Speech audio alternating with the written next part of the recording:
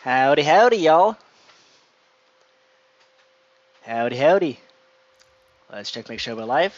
Howdy, howdy, y'all. Make sure the volume is good. Looks like all is well. Whew. Livestream number 1 out of who knows how many of this weekly format. Hopefully this goes well. And hopefully we will continue this. So, yeah, pretty much all these live streams are just going to be on the Card Game Hub, the server that y'all can join if you want. It's in Minecraft 1.19, Java Edition. So, yeah. See, we don't have any viewers right now, but maybe some people might join. Who knows?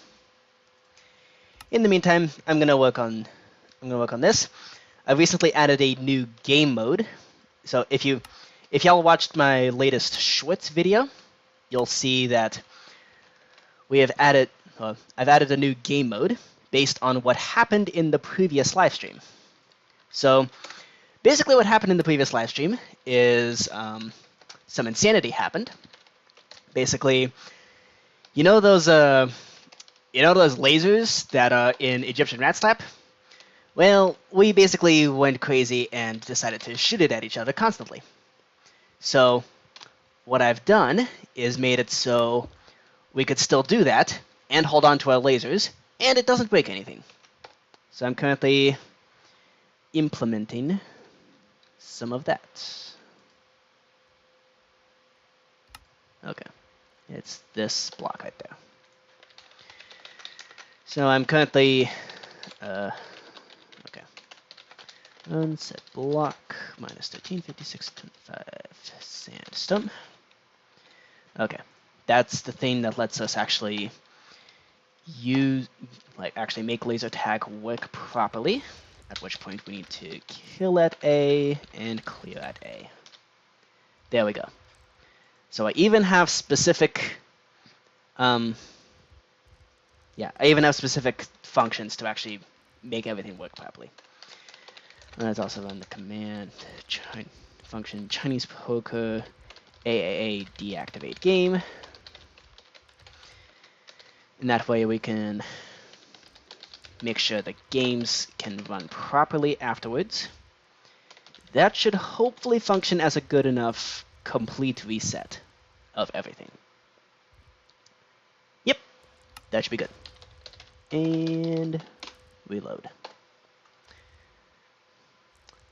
Alright. Let's see who's on. Nobody. Cool. Still 5 minutes early.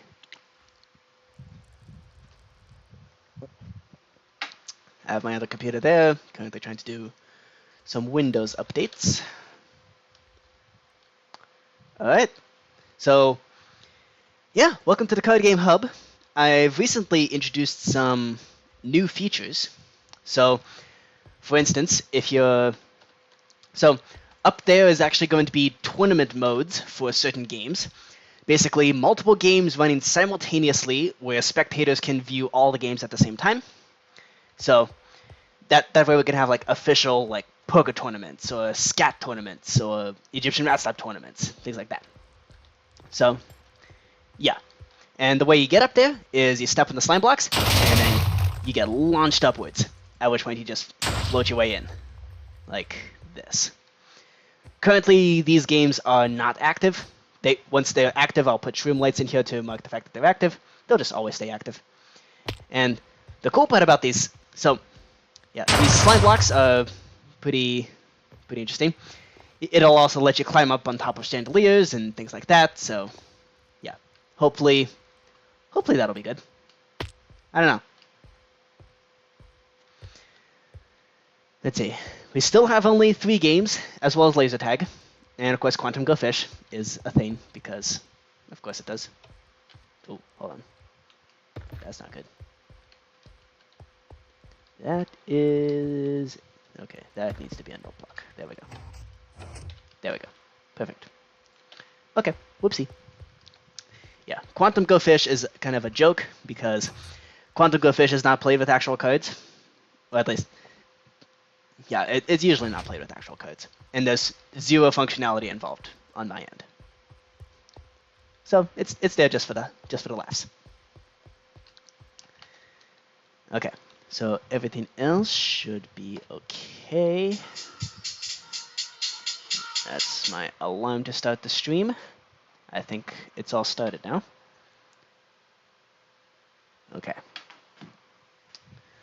All's well. And now we can, yeah. Okay.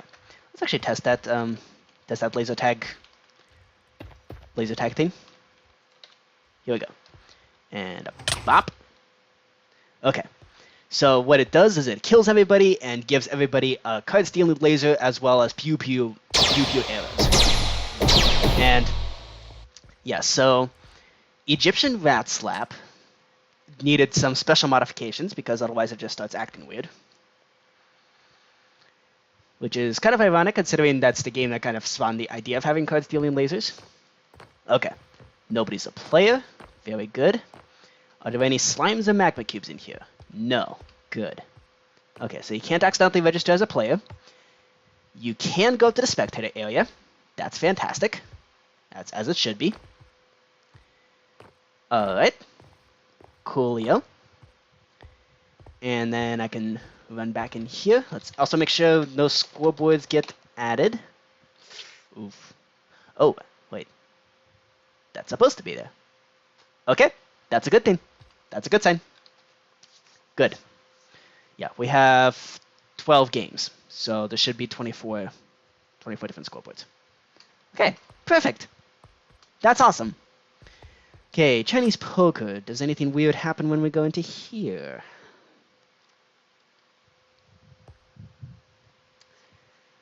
Nope. Everything is cleared. There are no cards. And there's nothing that's gonna happen. Hopefully pushing... I'm sure pushing the buttons are gonna do something, but meh. Good enough. The stone buttons. You can't shoot them with lasers. That is the big danger with Egyptian Rat Slap. You can shoot the slimes with lasers. And that would, like, register you as players, or whatever. Okay. Anything weird with hearts? Skat is coming soon. We are going to... Yeah, Skat's the next game, and it is coming so incredibly soon that it's almost a little unnerving. Okay, heart seems to be okay. Alright. And it is 8 o'clock. 8 of the clock. Which means... Okay, that wasn't supposed to happen. Which means we're live from New York and it's Saturday night. Actually, Friday night. Close enough. We got 0 viewers. This is fantastic. Man, I love talking to myself. Alright. Good enough. Let's turn on some music, just so we don't have dead air constantly. Alrighty. We're still on the server. We got internet access and everything. I've invited people to join the stream. Guess nobody wanted to. Tis alright. I guess, what do you expect with weekly live streams? I intentionally did some... That's not supposed to happen.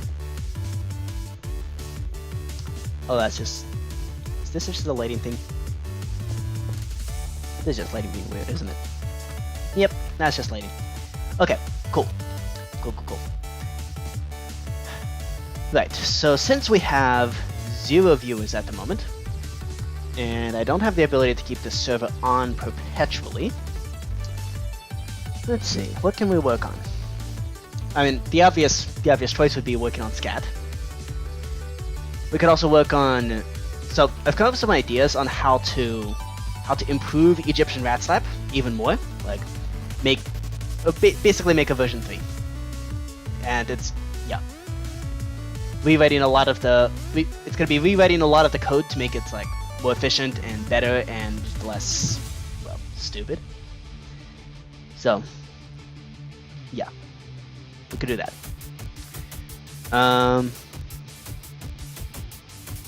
yeah, ideally there'd be people joining. Weird.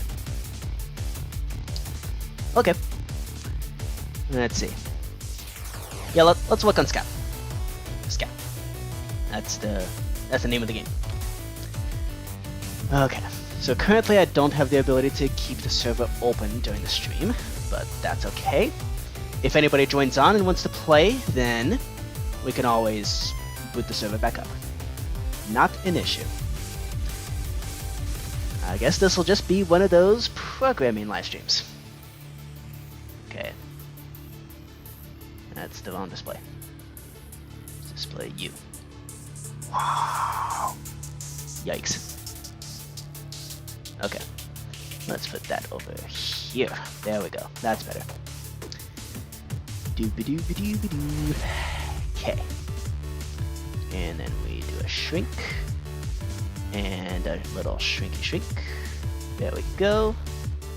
And a little more of a shrinky shrink. There we go. Now you can also see my taskbar. And how much of a mess it is. Okay. Off to single player. Wow. Let's work on Skat, the card game. So, pretty much the only thing that's really left is making... So, Skat is basically 3 games for the price of 1. So, what I was thinking to do was... So, yeah, 2 of those games are pretty much done already. So, I was just going to... I was going to just make a 3rd game. So, the 3 games are Grand/Suit games, Null games, and Rams. Ramsch. No clue how to pronounce that. It's R-A-M-S-C-H. German for junk. Junk or garbage. Because that's exactly what that game is. It's only activatable in the informal play mode. It's only activatable in informal play mode. And yeah. It's only activatable there, and it's basically it basically gives the player something to do when there's basically no game.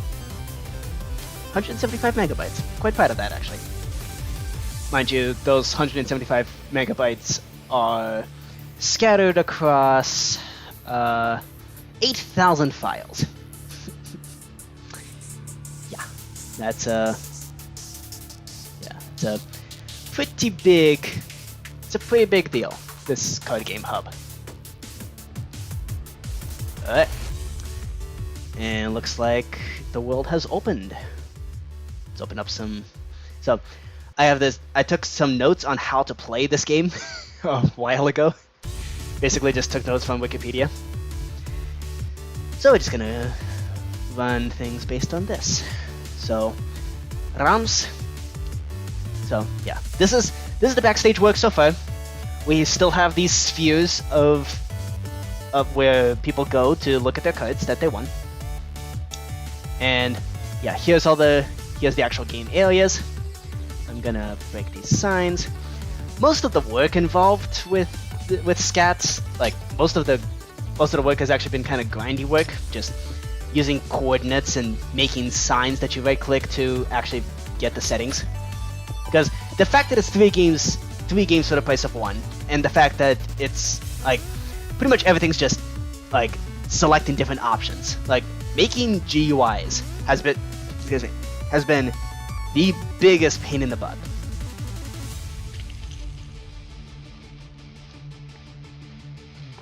There. Okay. So we got... Okay, so there's no declare, and the winner is whoever gets the lowest score when you play at arms. So you also win if a player takes all the tricks. So it's a trick playing game, kind of like Hearts. That's called a Dirsch March, some kind of junk march or something. So players are allowed to check and exchange with the Skat, but their winnings double if they pass on that. And they're not allowed to pass back jacks to the Skat when they do the exchange. So that system's already been implemented. Let's see, Skat is given to the winner of the last trick. We can figure something out with that. the suit ranks work like a grand game. It's with the same card values. You have standard Skat card order. That is incorrect. What was I thinking? And then you have the option to make 10s count as 1 to 10 points. At the end of the game, it's basically whoever gained the most points loses that many points. And if one person takes no tricks, they're a virgin, and the losing points double for the person who lost. Okay. And then you also have the winner Rams, which is basically Rams but less cruel. Honestly, Skat is an incredibly unforgiving game and very cruel. It's kind of weird that it's such a popular game in Germany. I'm only doing it because the game is horrendously complicated. Okay, so Gewinner Rams is the same as Rams, but you modify the end of the game. It basically just changes the scoring. So, let's see. What needs to actually be done here? I stopped working last night at like 1 in the morning. Or like, actually it was like 11:30 in the morning, p.m. So let's see. We can remove a game. Let's go into /zrams. That's why I'm stashing all these things. So beginning the game, we're removing the options to take the Skat and all that. We're gonna keep all the tags related to whether or not people passed on the opportunity to take the Skat. Let's see, announce declarer.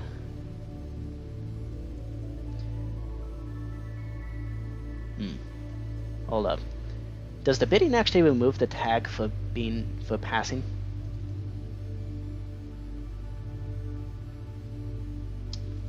There's nothing in here that actually does that, right? Okay, let's rotate. So, got the caller and responder, set the bidding phase, at which point you either remove the game or you activate Rams. Okay, so that we need to remove those tags. Cool. Let's remove game.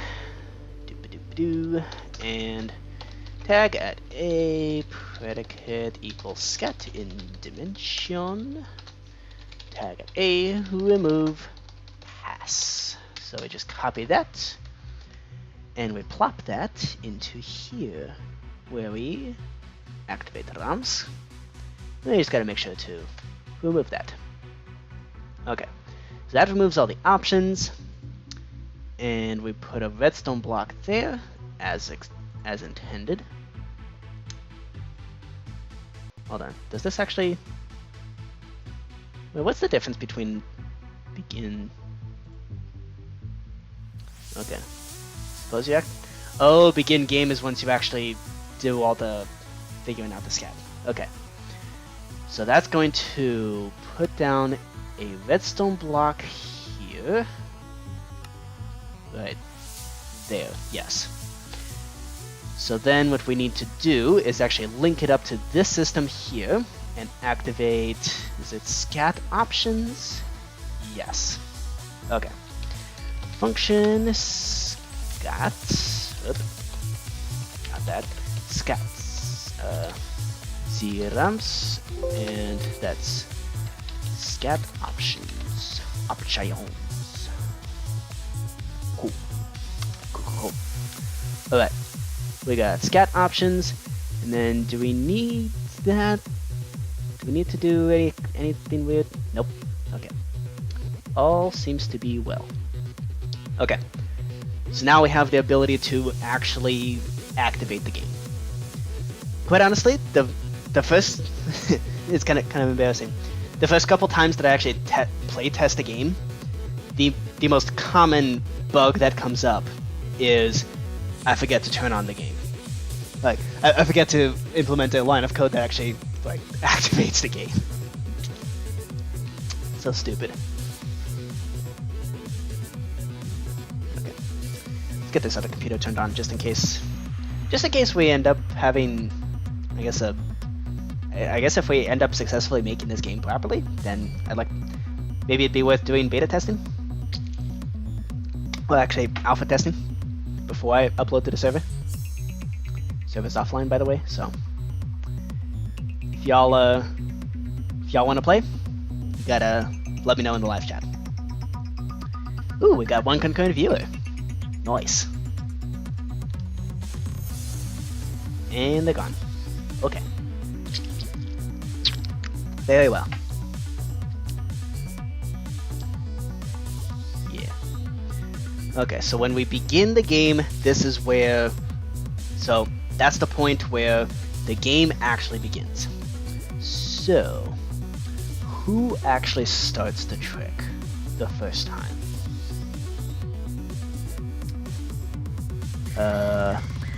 Because normally it's declarer, right? Who actually starts? First seed leads the first trick. Okay, so it's probably first seed again. Yep. Okay, so in that case, what we gotta do is execute as at a predicate equals scat in dimension tag equals first seat. Then we run tag at s add.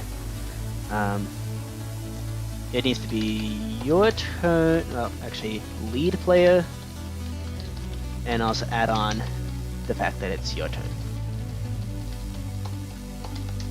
Cool. Okay.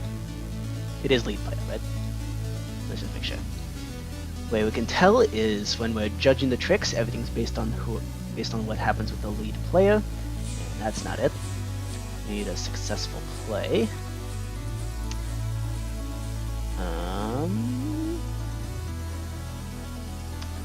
Leading card. That tags the player, but that tags the stand. Okay, is it play card?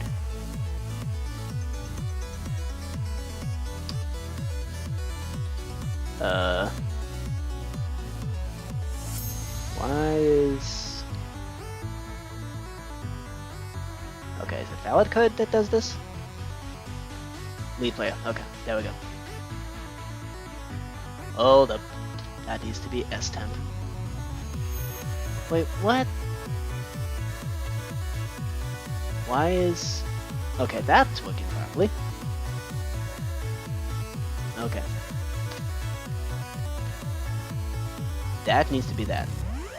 Did I break Hearts?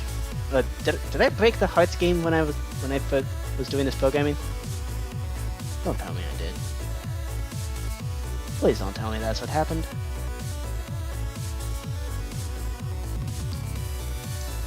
Okay, you know what? Let's not do Glory Days.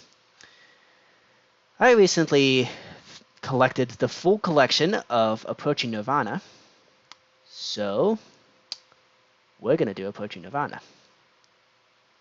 I even tweeted to Approaching Nirvana saying, "Hey, I've got some music here. Let's..." So, yeah, it's not it's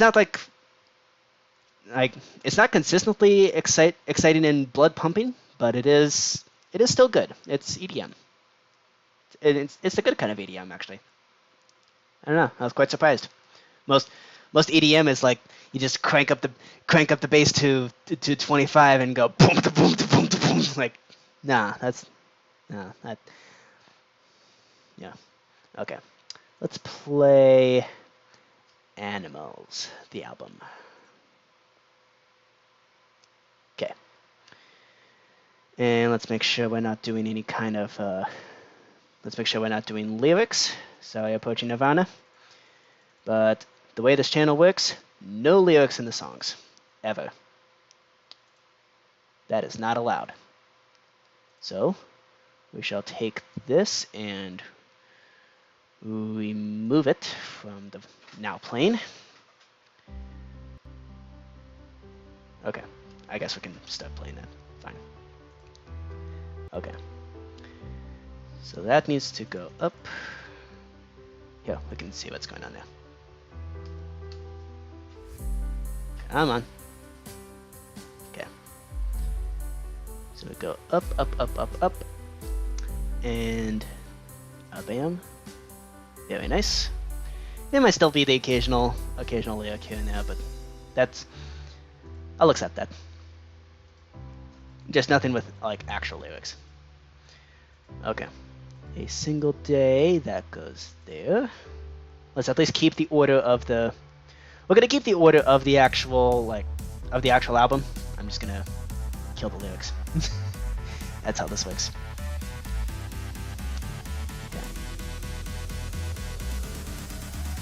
Okay. These last days.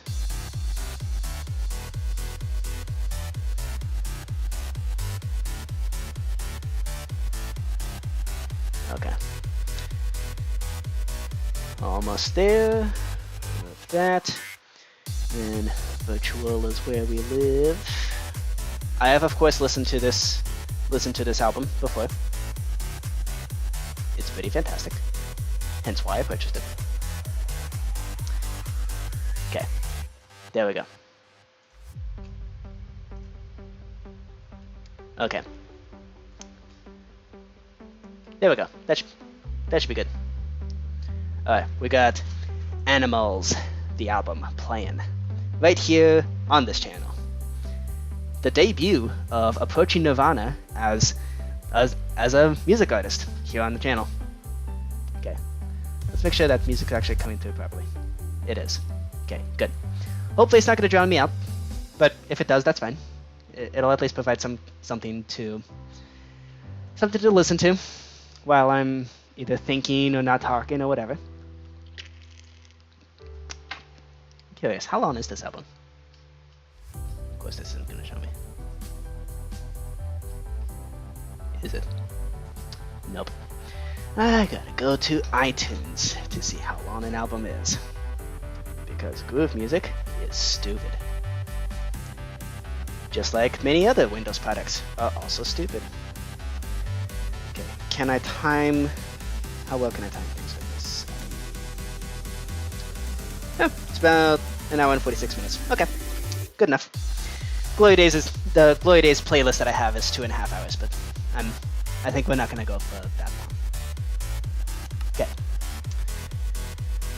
Let's see here. Yep, on the to-do board, it's basically make ROMs work. So that's what we're gonna do. Oh, this computer finally turned on. Let's get this.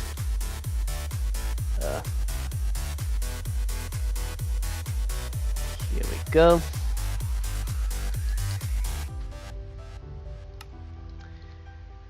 Right. Yeah, so I'm also... One big thing I did with Skat that I haven't done with any other card game is I purposefully use things like amethyst blocks and blocks inside the world as a way to set states. Because, I mean, every single one of these things right here are all different settings that we can have in the game. That's a lot of scoreboards if I decided to use scoreboards. And considering I want to add, like, what, 9 more games to the hub, the scoreboards are very soon going to start bleeding into each other and messing things up. So, to avoid that coming up, I'm using blocks in the world as much as I possibly can. Okay, looks like this computer forgot what the internet is. That's always fun. Okay, yeah. Hi, it's my face. Oh, you gotta be kidding me. This has been an issue for the last couple months. This computer right here, this old potato geezer, basically, it can't figure out how to connect to the internet, to the Wi-Fi in my house here. So what I gotta do is basically delete the network drive and then restart the computer, because otherwise it's too stupid to figure out how to. Okay.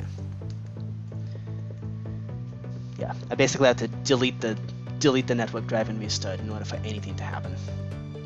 It's so annoying. And it seems to do that just every time I turn on the computer. Like, it just becomes unable to do anything. Okay.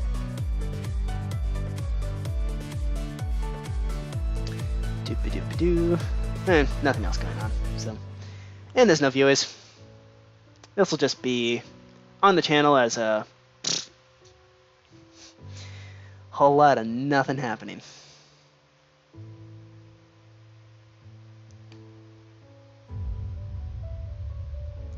Okay. Can I change adapter options? What is network and sharing center?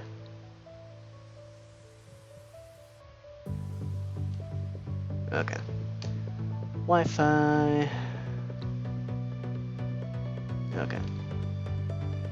I know there was like a way to access the drivers.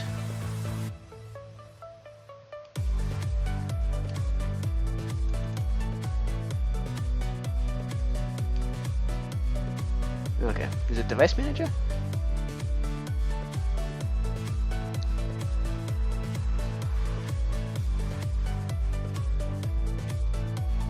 Yes, yes it is. Okay. So yeah, just open up device manager. Somewhere in here should be the network adapters. And then I think it's this dual band wireless AC adapter thingy. This is the thing that we gotta uninstall. Yes, also delete the driver software. We uninstall devices. And then we restart the computer and have Windows install the new one for me. How it knows what to install, I don't know. Considering I just basically nuked the ability for this computer to get connected to the internet. Like, how does it know what to install? That's always a mystery. Like, does it have something backed up, like a backup way to connect to the internet? I don't know.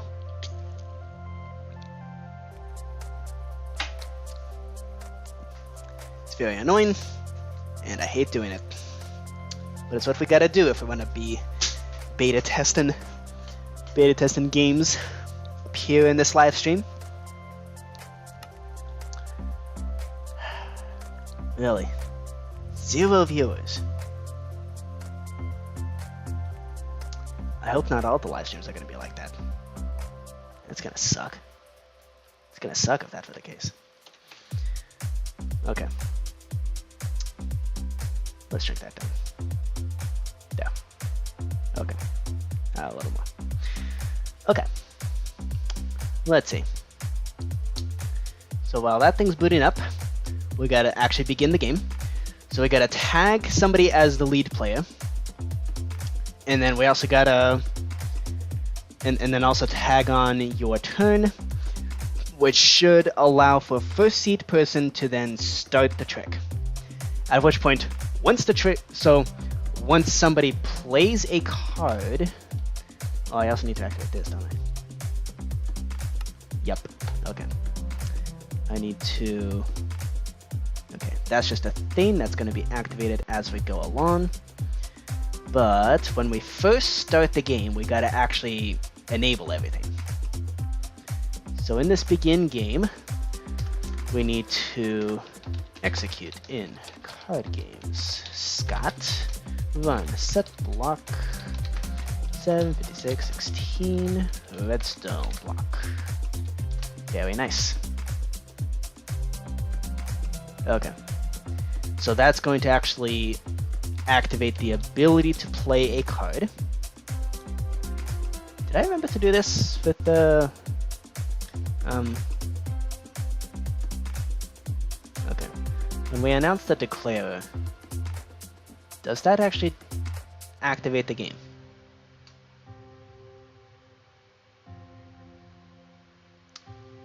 Oh, so you have the pickup scat option, at which point, once you do that, you can either collect the scat or start a hand game. And when you start the hand game, right? So then the okay, right? It's the start game, right? No? Okay, well, I'm gonna do it anyway.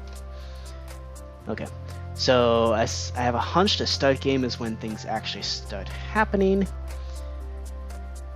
Otherwise, we need to calculate the game value. Okay. So if you overbid, then it's game over. Otherwise, we calculate the game value. Okay. Oh. Okay, so looks like I did indeed make the silly mistake of, yeah, I made the incredibly silly mistake of forgetting to make that a thing. That could have also made the first beta test yet another disaster. Okay. Come on, please work. Okay. Add lead player and your turn. So that's what's supposed to happen. When we end a round, we need to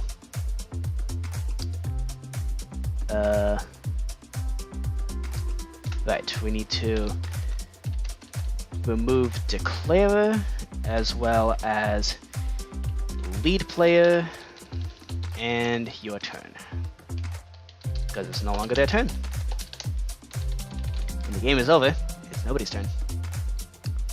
Okay, very good. Okay, so when we game over, we calculate the trick points, calculate the ending. If it's an overbid, you lose. If you declare Schwartz and fail it, you lose. If you declared Schneider, then you lose if you don't beat the requirement. If you did not declare Schneider, you still lose if you don't beat the requirement. Okay. Yeah, Skat's incredibly unbalanced as well. Well, maybe not so much unbalanced. Maybe it seems that way to somebody inexperienced like me. But it's just extremely unforgiving. Basically, if you win a game, you win however many points you bet. But if you lose a game, you lose double what you would have won, which makes losing a game a pretty serious issue. Like it's a big deal to lose a game, and it's very easy to do. There are so many traps, and if you're cocky, then you lose. Then you're pretty much like the other two people involved are gonna gang up on you and make you lose. And if you're not cocky, the other two people are still gonna gang up on you and still make you lose. I'm a little bitter, in case you can't tell. Ah, beautiful. Okay, yay! Computer figured out what the internet is. Fan-freaking-tastic. Okay. Right, so we now have the ability to begin a game. So, when we end a round, we need to be able to, like, stop players from being able to play a game. Oh, already did that. Never mind. Okay, focus on ROMs. Focus now. So, when you pass, and nothing happens. Yep, that's how things should be. Hold up. Okay, when you announce the declarer, we need to remove the tag of whether or not you passed. Okay, tag at A, predicate equals scat in dimension, remove pass. Okay. And when you activate ROMs, we need to also remove pass. Okay, good. Good. ROMs. Okay. I'm gonna boot up. Ooh, here's something fun we can do. I'm gonna boot up another instance of myself, and then join onto the card game hub, just in case anybody decides to join on. You know, just in case. It's unlikely, but just in case.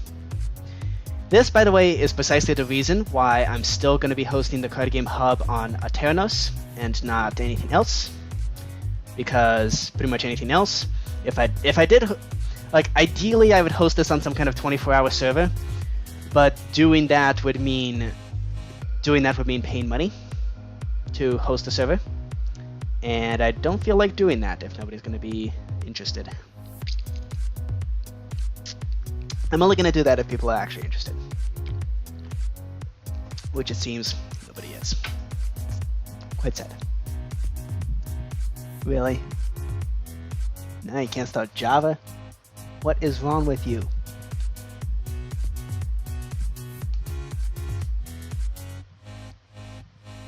Bro, it's right there.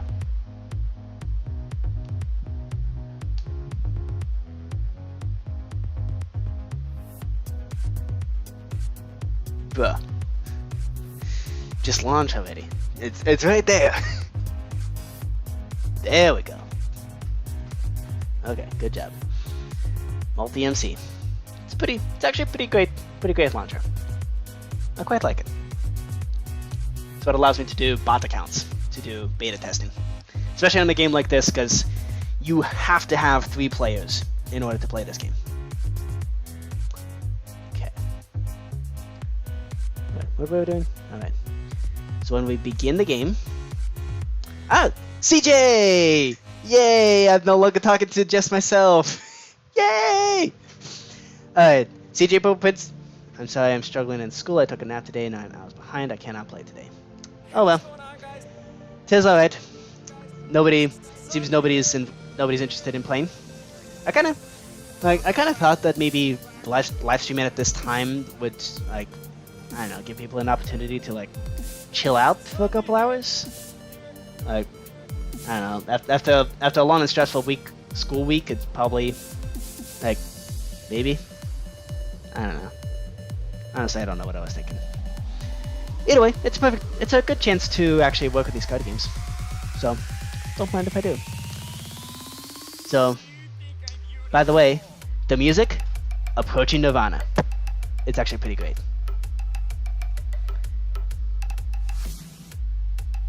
Dope. Featuring S. Sunday. Oh, nice.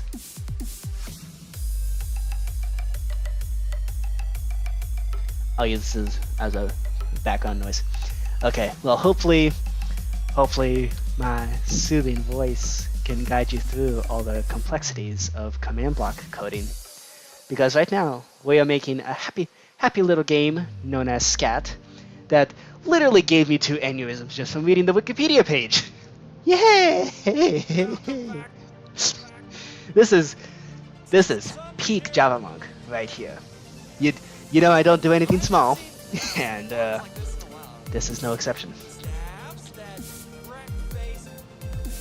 Okay. So we're going to begin ROMs. So that is actually what enables everything. At which point, once players have the ability to start playing their cards, they can then... Yeah, at that point, they can right-click on the word fungus on sticks, and that'll count for playing cards, and yada yada yada yada yada. So that's just going to activate the normal rotate turn stuff right there. Yup. And then depending on what game it is, it's going to place different blocks in different places.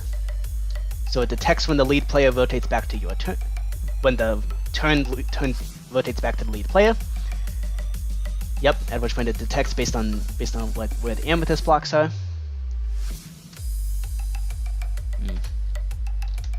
Okay, I need to also include that. Okay.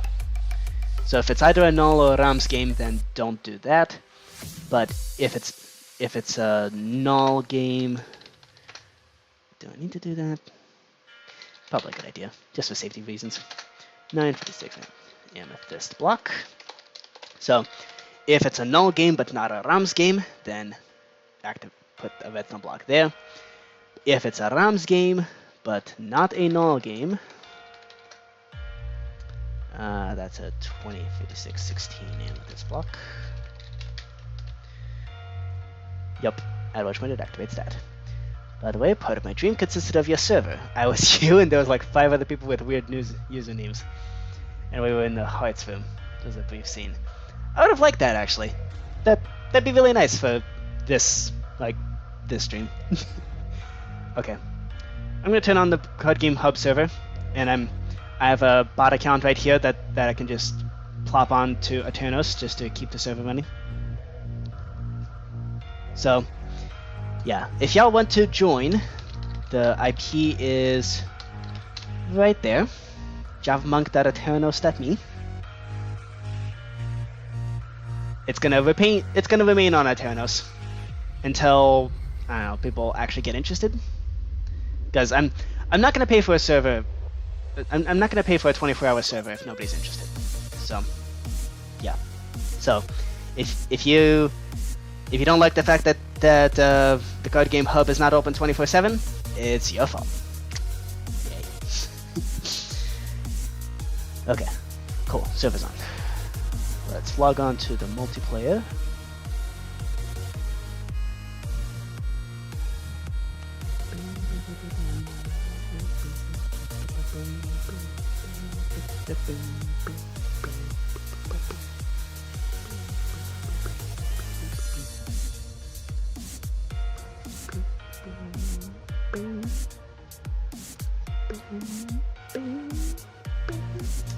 Okay, very good.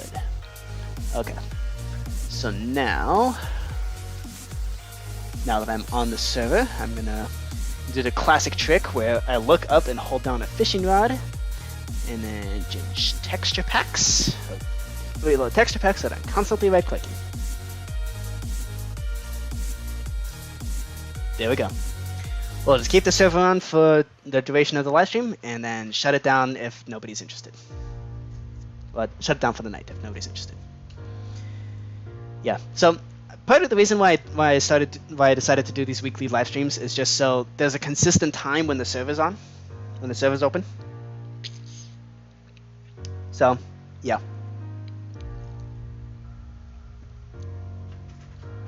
Ooh. CJ, you haven't seen the latest and greatest improvements to the Card Game Hub, have ya? First of all, we're gonna have a tournament mode.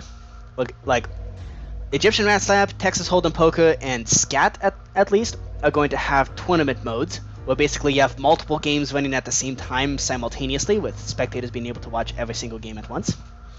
So, I'm gonna need to remake Egyptian Rat Slap to make that work. Because right now, the way Egyptian Rat Slap is working is stupid. Who? Whoa. World Health Organization. Autonomous. Anonymous. Yeah. So, also, you know how last stream we kind of went insane and just started shooting lasers at each other for no particular reason? Well, that's now in official game mode. So, you're welcome. That is now in official game mode, where you can activate it. It turns off all the other games. Nothing's gonna turn on or be acting weird. So you don't even have to open doors or anything. Everybody gets lasers, and then everybody just shoots at each other. So, I don't know. I thought it was cool. Okay. Right. We need to make this Rams game. So that's going to place so as we're rotating the turns, it's going to place a block right here. And what that's going to do is it's going to put that back as sandstone, do settings cooldown, and judge the trick. And when we're judging the trick, we're using the Rams version of that, which does the following. We assign a value. We then assign numbers to the cards. Ooh, nope. We can't have... Okay. Assign values. Yep. Okay. We need to match the suits. There's no trump cards, which is good. These need to be the Rams version of assigning card value. There we go. Okay. And then the Rams version of assigning card value. I saw the reel. Have you got the screenshot? Yes, I did. I also recorded quite a bit of the stream in your own POV. Oh, that'd be cool. Please send it to me. I might sample it for some shorts. Or maybe some pants. could be interesting either way. Okay. Assign card values. Got all this stuff. Yep. So it's the standard Skat order, where the order of cards from highest rank to lowest rank in Skat, the standard Skat order. It's going to be Jack of Clubs, Jack of Spades, Jack of Hearts, Jack of Diamonds, followed by Ace, 10, King, Queen, 9, 8, 7. And it stops at 7. There's no 6s, 5s, 2s. There's only 32 cards total, which makes things a little easier to work with, in a way. Kind of wish it was less than 27, because then I'd only need a single chest for stashing cards, but yeah, it's fine. Germans. Yay. Okay, so then we judge the trick. So then we do assign value, compare the values, blah blah, and then we add a winner, and then we remove the assigned value. Based on the winner, we tell everybody, hey, this person won the trick. Yay. Okay, so we use the Rams version of judging tricks, which is the Rams version of counting points. And then once this item comes back into the dropper, it's going to activate this, which counts how many tricks there have been so far. And it's also going to which is then eventually going to activate game over. But first it's going to activate this. Right, we just need... I don't think we need a Skat version. We don't need a Rams version of winning cards. I mean, winning cards, winning cards. There's nothing fancy about that. Right? Make sure. Yep, you just win the cards. And then remove your turn, remove lead player. The person who won the cards, the person who won those cards gets the... If it's a Skat, if it's a null game, then you instant lose. But otherwise, you just... The person who just won gets to start the next trick. Yep. Okay. Very good. And then move the tags and reset. At which point, we then activate this guy over here to then remove all the hoppers once all the cards have been won. What's that? Oh, okay. Cool. Works exactly as intended. And now, so it seems all we really have to do now is just get the game over. Like, figure out what happens when the game is over. Which is basically the scoring. So, that was easy. That was actually way easier than I thought it would be. Turns out I was actually further along than I thought. Okay. So how is game over handled everywhere else? Okay, there we count the trick points. However,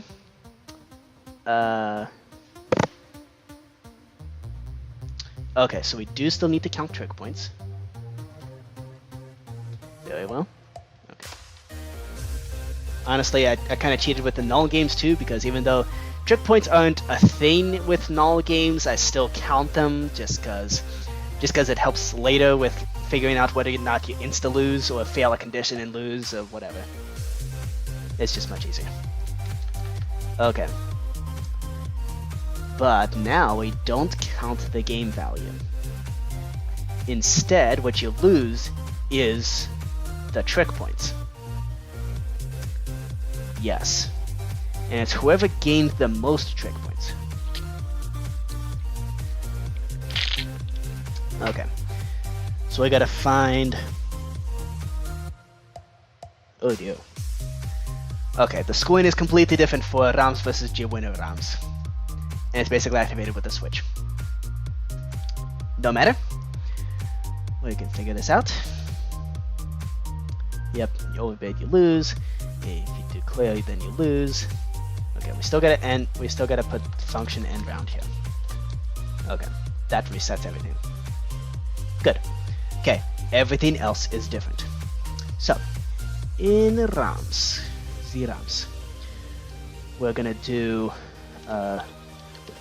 Rams scoring.mc function. And then we're also gonna do gwinner Rams. Gewinnerrams dot MC function scoring. Okay, excellent. So then we do execute in card games scat if block. This actually makes things so much easier, just directly being based on the blocks. Okay, so we have 10s count as 1's a 10, but here, if we have Rams activated, then the block is going to be here. Okay. If the block 2155 minus 6 is a redstone block, then we run normal Rams scoring. I really missed recording. I recorded a bit of my next video, but it didn't last long. Okay.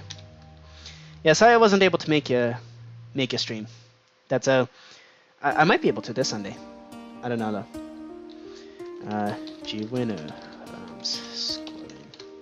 Okay, so if we're playing Gwinner Rams, the version that makes makes Skat a little more tolerable.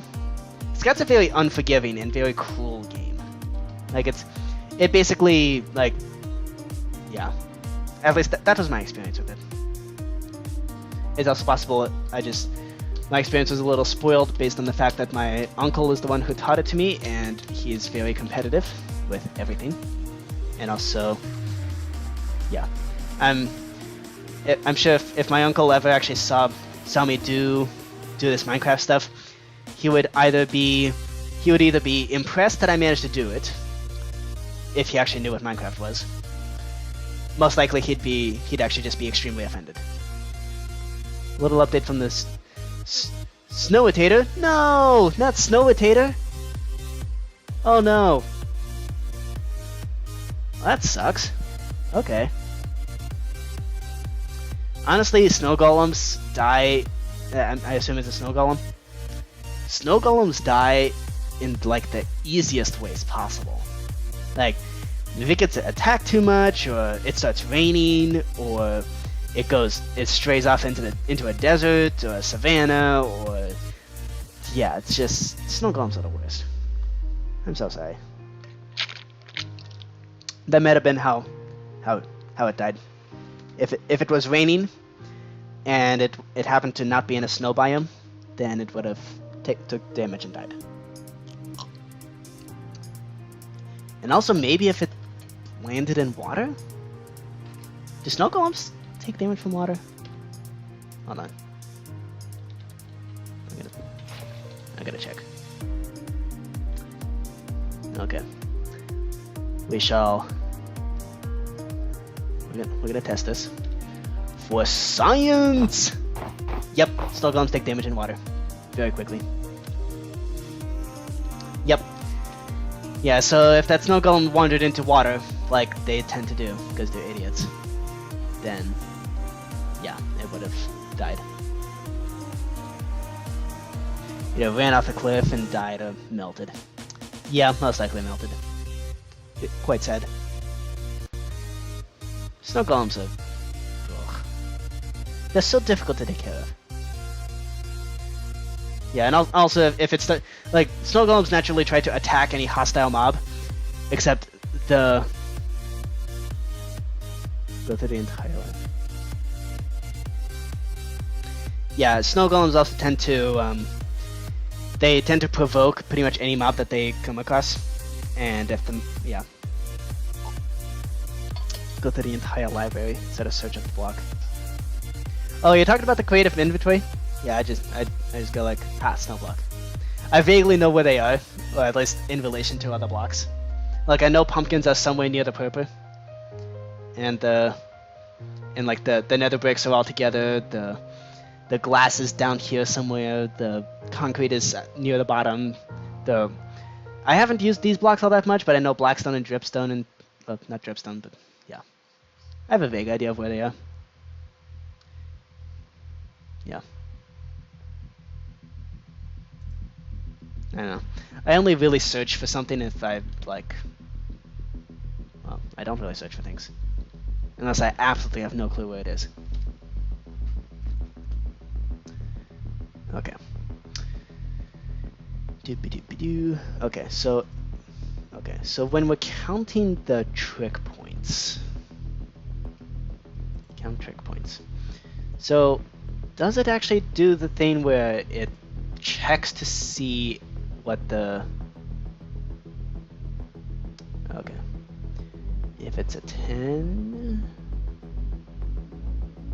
Right, so if it's an arms game, then it adds on 1 trick point and then adds on the informal 10s. Okay. Good. That's how it should be. Okay. Very good. So, now we gotta do normal versus gwinner. And that's all done here. So we gotta run the function skat. Right, where is it? It's in zrams. Zrams slash. Gotta run function. So for normal, we do ram scoring, like that.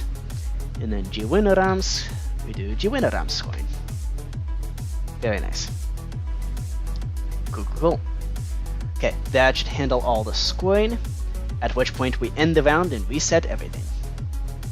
Very nice. Okay, all that's left is scoring.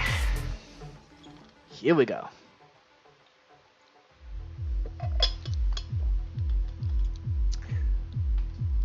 Okay. So what do we need to be able to detect? Okay. So the winner is whoever gets the lowest score of trick points. And... okay. Do winners actually get anything?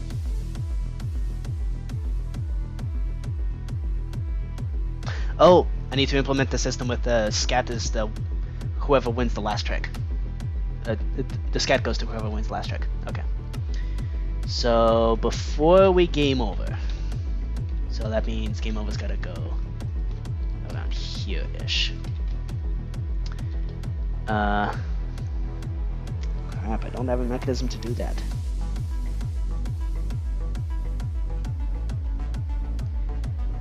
Okay. How to do this?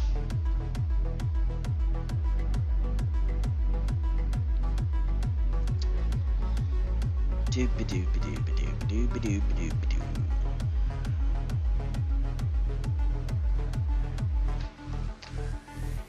Okay. Win cards. So once you win the cards, the winner tag just goes away. Vanishes into thin air.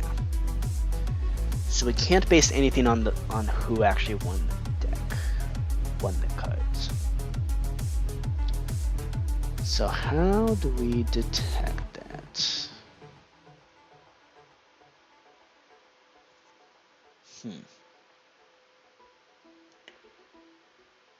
It only activates on the final trick, which makes things weird.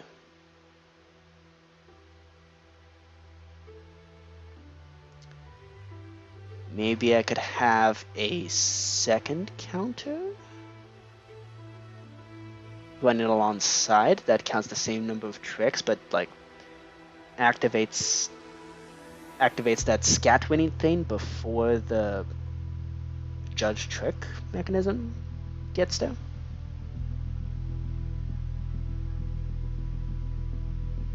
I mean, it's quite possibly the stupidest way to do it, but it could work.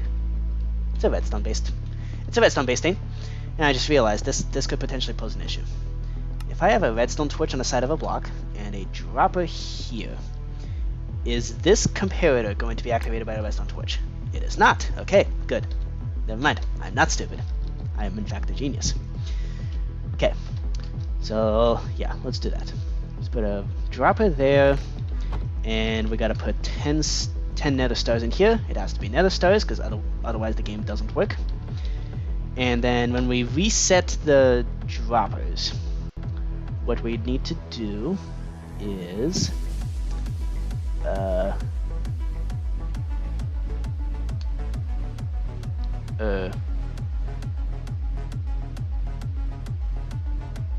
it's end round, isn't it?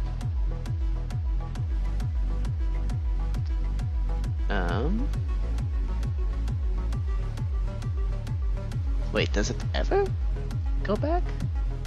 I thought I wrote in the mechanism to do that. Is it game over that does that? Yes, it's game over. Okay.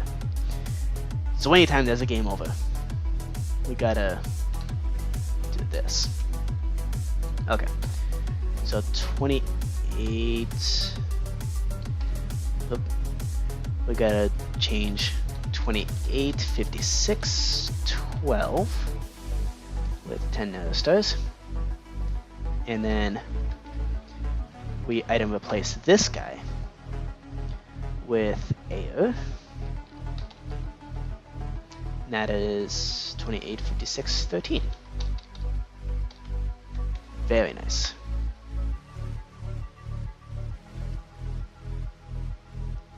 Yeah. Wait a minute. Why are we doing that here? I mean, we gotta run the same commands anyway. Why did I put it in game over? Stupid. Put that in end round. Everything's gotta happen when you end the round. Like, put all the reset stuff there. Idiot. Duh.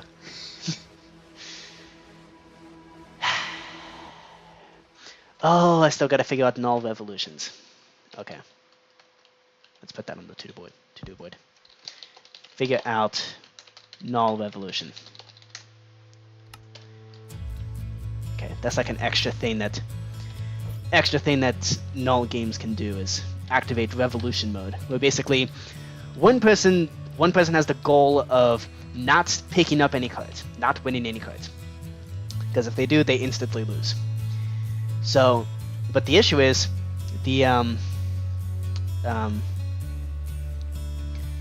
so in doing so, if they're really feeling confident, they can, and they did not take the scat, meaning they're like super duper duper confident in their own hands, what they can do is not only play open hand, but also play revolution, meaning the other two people who are teaming up against this one person trying to win nothing, the other two people can actually like discuss with each other and even share cards, which is a pretty big deal.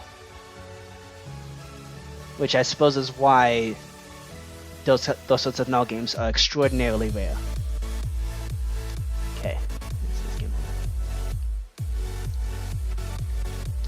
Yep. Good. Okay. So we gotta use the Ram's version of game over. Okay, and we don't need that. We just need a drop in a chest. Very nice. And then once this... Oof.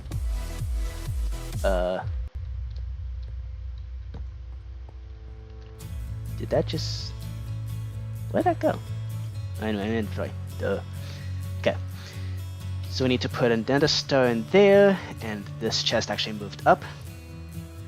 Okay. So we go up to end round. Hey, we got 3 views. With 1 concurrent view. Very nice. Okay. This needs to be 28, 56, 12 is the dropper. 28, 56, 12. So this needs to be 28, 57, 13. Yep, that's the chest. Very nice. Okay. Cool. Cool. So that's gonna put all the nether stars in there, and then we take a comparator, and let's not accidentally power it. Oh, but if we put a repeater, that's gonna... Okay. I guess we can do it that way. Yeah, that's not going to power the dropper. If I put a block there, is that going to do anything weird? Let's see. If I do something like this, let's say I put maximum power behind here. Then, if I then put something like this and put maximum power, okay, good. So, comparators don't take inputs to the blocks. Very good. So that means I can put whatever command blocks here that I want, which is very nice. And actually, I don't want to put command blocks there. I want to put a rest on Twitch. And that's not going to ever get activated, like, improperly. So that's good. And then we just got to stack some command blocks on top of here. Okay. So by this point, the trick is judged.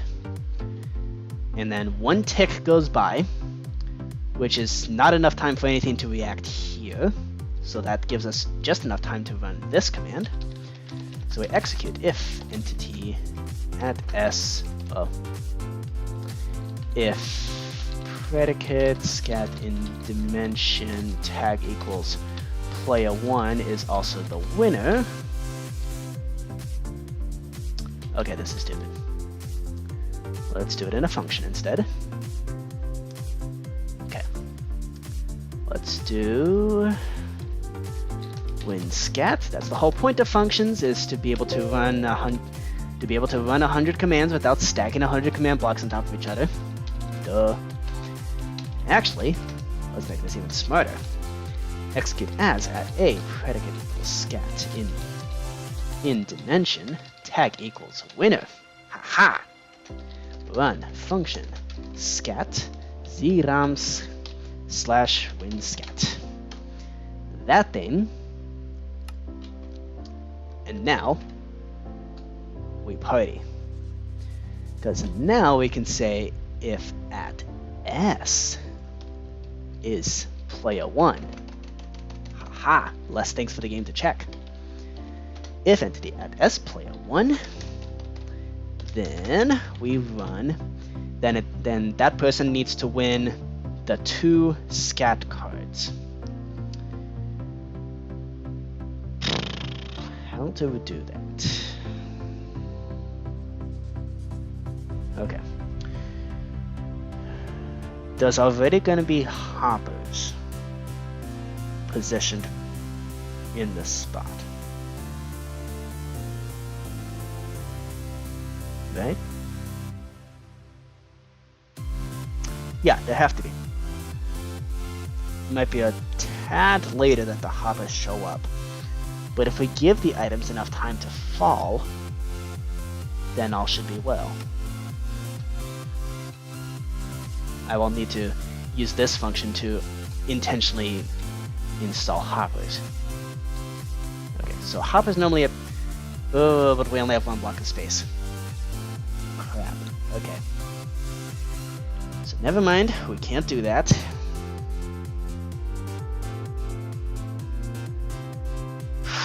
Fine.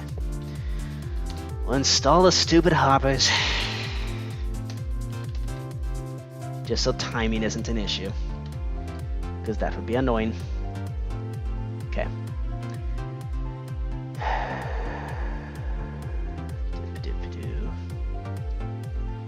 Functions. Okay, so when we win cards, win player 1, we need to set block. We need to set block a hopper. Then in code game scat, set block a hopper. And then okay. Let's do a 1, 2, 3, and then a 1, 2, 3. Okay. So the first thing that happens is we summon a blank item with a certain tag, and then we run, and then we extract we basically shove in the data from, in this case it would be not middle player 1, but scat 1. And then, yep. and then we remove the tag card name. Yep. Okay. So that allows us to win the card from Skat number 1. And then we don't need to add in a hopper here, but we do need to bring in the card from Skat 2. Yep. And there's only ever going to be 2 cards in the Skat, which is very good. Skat's probably the easiest game in terms of custom, like, okay. It's easier in the winning card state because you'll only ever have 3 players and you'll only ever have 2 remainder cards. You'll only ever be winning 3 cards at a time. There's no customizability in that regard. The issue is everything else is customizable, including what game you're freaking playing. Like, it is literally 3 games for the price of 1.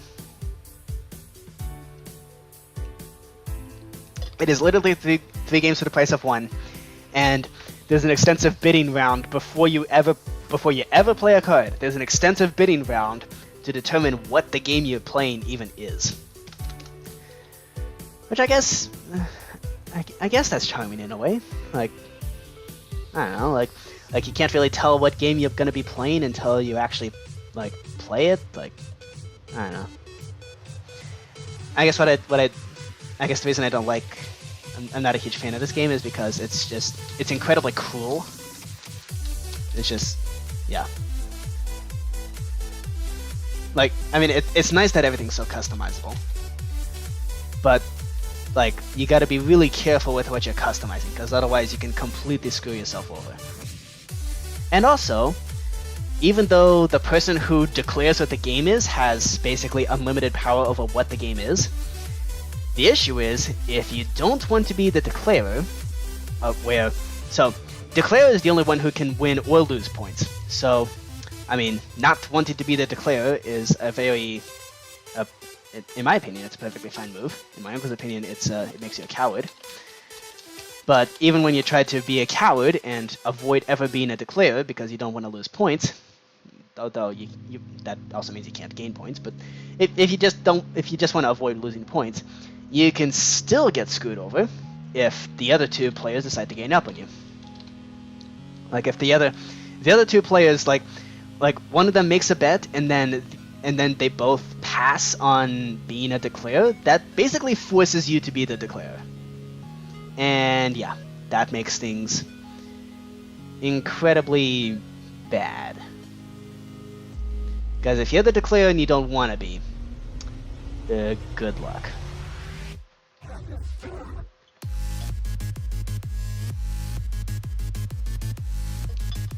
And also, if you declare a game that ends up being lower than the bet that you made, then you lose instantly because you overbid. So that's fun. There's so many ways to instantly lose, and it's very easy to lose points, and it's very difficult to gain points. Okay. I didn't goof this up, did I? I did not. Okay, good. Right. Cool. Okay. So that should allow you to win the Skat. Yep. Alright. So that should allow you to win the Skat once you are the final player.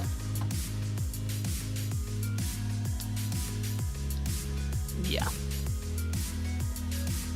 And then that set of command blocks will trigger and basically determine once all the cards are actually put in. Like, yeah.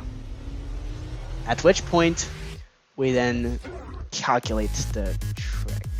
Well, we calculate all the points that you won. Okay, I'm gonna take a quick bathroom break before we continue. I'm sure this is quite relaxing. EDM music with my yeah,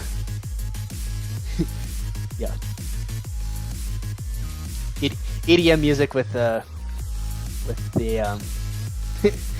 soft talking. Oh, almost out of the album. Okay.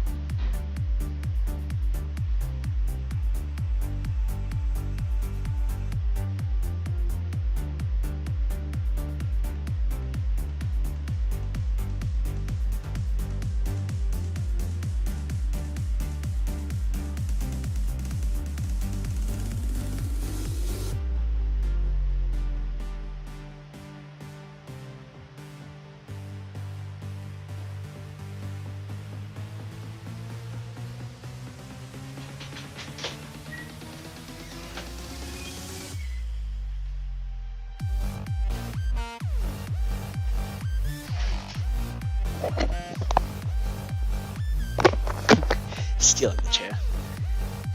Keep the supply incoming. Okay. Very well. I hope not all the weekly streams are going to be like this. Although, I mean, I wouldn't mind if it was. I mean, this is fun. And it's I don't know. I think I finally actually struck a gold mine in a way. Like, the card game hub is one of those things where I don't have to come up with ideas. Like, these live streams, basically, the live streams can be either we play card games with viewers, or I work on a card game, and y'all just watch. Either way, I don't have to come up with any kind of creative idea. And that is actually one of the reasons why basically all my content lately has been all about the card game hub. It's because, quite frankly, I don't have ideas or motivation to do anything else. Okay. I am going to have Daedalus and I, we've recently we've been playing through the Diversity 3 map. So that playthrough is going to be coming soon. Yeah. Because 5-year-old maps are very relevant. Yeah. Otherwise, it's just going to be basically all card game hub. Because, I mean, this coming year, I'm a grad student. I'm gonna be doing thesis and research and stuff, and school's gonna get insane. So, yeah, these live streams in the card game hub. That's basically it, at least for a little while. I'm not gonna be able to come up with ideas quickly enough, or work on them quickly enough. Basically, I need time for research. I need time to develop things, and yeah, I've run out of that time. So, card game hub. So, I'm sorry if this content is getting annoying. I mean, if it is, I mean, just join the server. It's free. It's free as long as you have Minecraft. Just come on, help me out here. Okay. Okay, so that lets us win the Skat, and then when we game over, we're going to count all those trick points. Good. Okay. So, we need to be able to detect who gained the most trick points. Okay. So we have normal rounds. Let's do normal round scoring first. So with normal rounds, we need to figure out the winner is whoever gets the lowest score, and somebody also wins if they take all the tricks. But the thing is, whoever gained the most trick points loses that many points. So it seems to be basically running like a shoot the moon kind of scenario. Let me actually look up that Wikipedia article. Okay.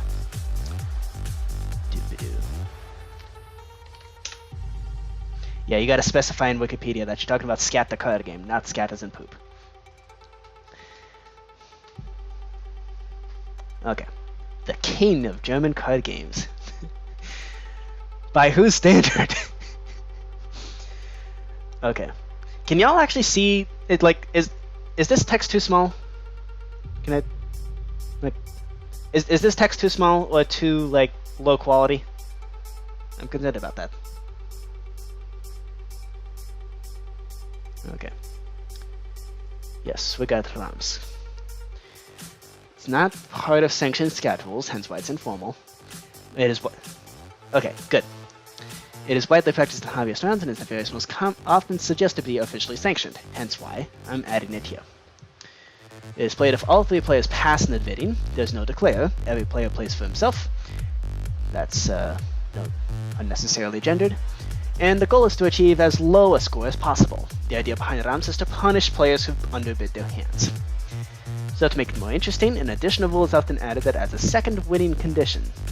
The RAMs is also won by a player if that player manages to take all the tricks, which makes it a dish march. No, it's just a march. Okay. At first, it seems to be not too difficult. Okay. Yep. Okay, it's the same as in the grand game. Only the 4 jacks being trumps. Oh. Wait, jack's a trump?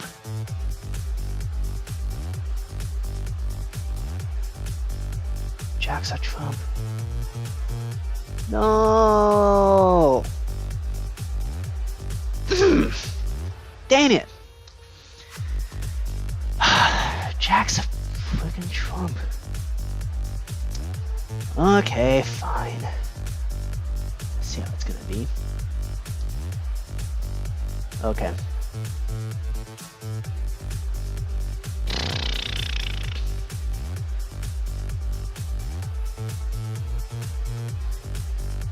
Do we need to actually modify anything here?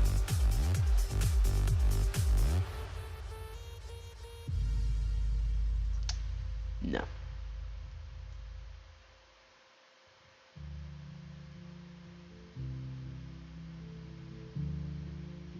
Okay. Fucking jack's a trump. Honestly, not a big deal.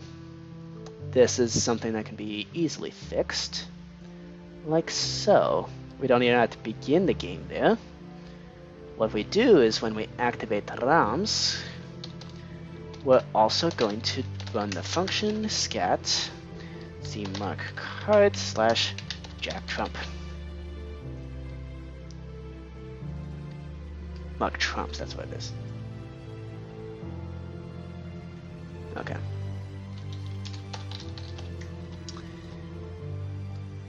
And no, Trump is not talking about the former president. It's talking about the idea that somebody can play a card and it's basically the highest possible ranked card imaginable. So in fact, with the judging should probably reflect that. Yeah, well, at least the card values should reflect that. Yeah. 100. 101. 102. 103. Okay. Okay, the jacks are trump. Okay. Tends a lower in trick taking power than king, queens, and kings, but still count as 10 points. What? Oh, so it is actually ace, king, queen, 10, 9, 8, 7. You just skip jacks. Grr. Okay. Fine. Fine. I'll move 10s. Okay, I'm just gonna mark that into how to play. I thought that was a weird typo. Turns out that's intentional. Okay. Yep. Yeah, jacks are trump. Same card values, same suit ranks. Okay. It basically acts like a grand game. Okay.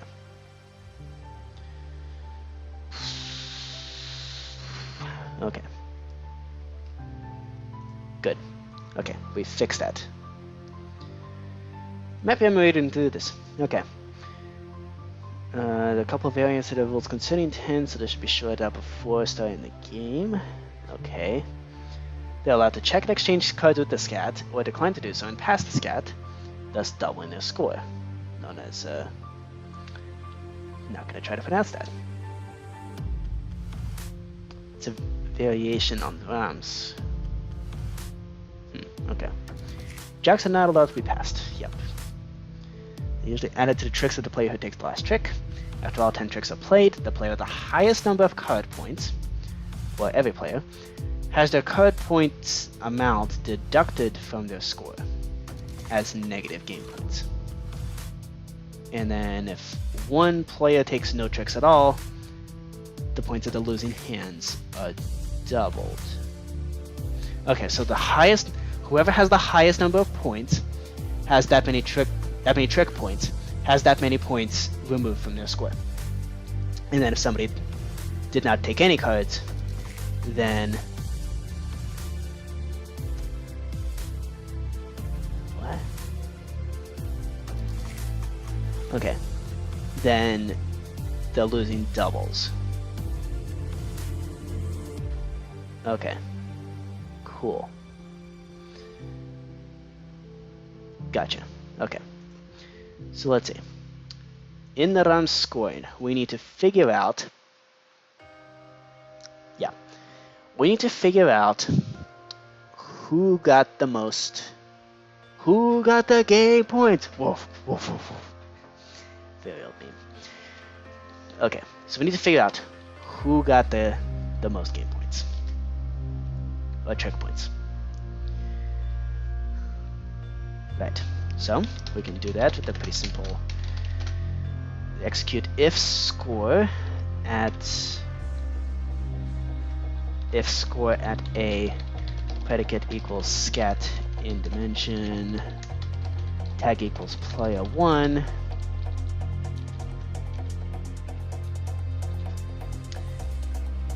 If player 1 is greater than or equal trick points is greater than or equal to at a predicate equals scat in dimension tag equals player 2 trick points.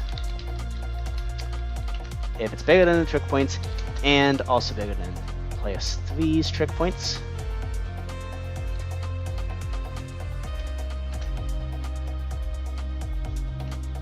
then what happens if there's a tie? Can there be a tie?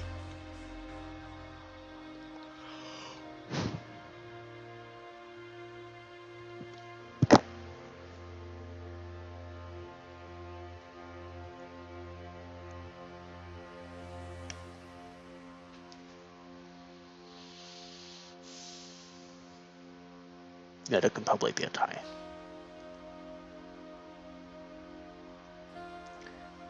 All 3 players probably can't tie. But there definitely can be ties. How do we deal with that then?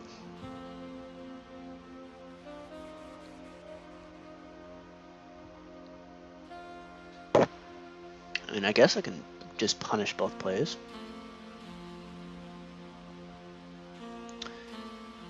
Maybe let's go with the other version, where every player has their card points deducted from their square.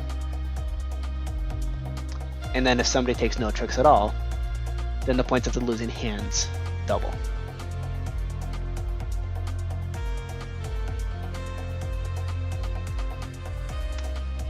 Yep. Yep, that's going to be much more sane. Okay. So we already determined trick points, right? By this point? Yep, we counted all the trick points. Cool. So that means we gotta go in here. We have access to the trick points. So at that point, if they won nothing, well, actually, getting no trick points is not the same as winning nothing. Like actually taking nothing, because they could have taken something with a 9 or something. Okay. In that case,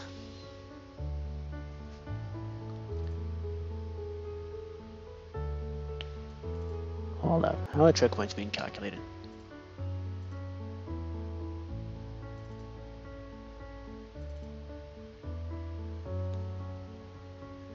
Oh, right. We already looked at that. Okay, never mind. That's fine. So, if somebody won nothing, then... So, first we gotta check, was there a case of a person won nothing? We're not gonna do the 2 virgins thing. We're only gonna do 1 virgin. Virgin being somebody who took nothing. Or Jungfrau, I guess, is that word right there. Okay. So, if somebody is a virgin, then we should have a block right here to determine that. Let's make that an amethyst block. And then we do amethyst.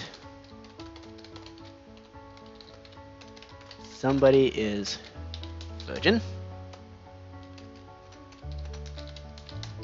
And then sandstone. Nobody is a virgin. Okay. So this is just going to be a marker. No command blocks, no nothing. So, if somebody is a virgin, then that means we can actually make that a thing over here when we actually win the cards.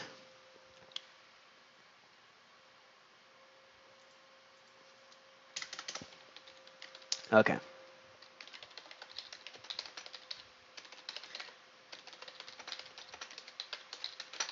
Okay, took no cards. Okay. So this is a binary thing if somebody has that. So what we gotta do is we gotta do execute unless block. So then we already have a mechanism to detect whether or not somebody succeeded in a Schwartz, which means they win all the cards. And the way we do that is right here. But rather than checking a particular slot for having a card, we check if a particular block does not have a card. Okay. So unless block, and that's the second chest that the winning part was looking into.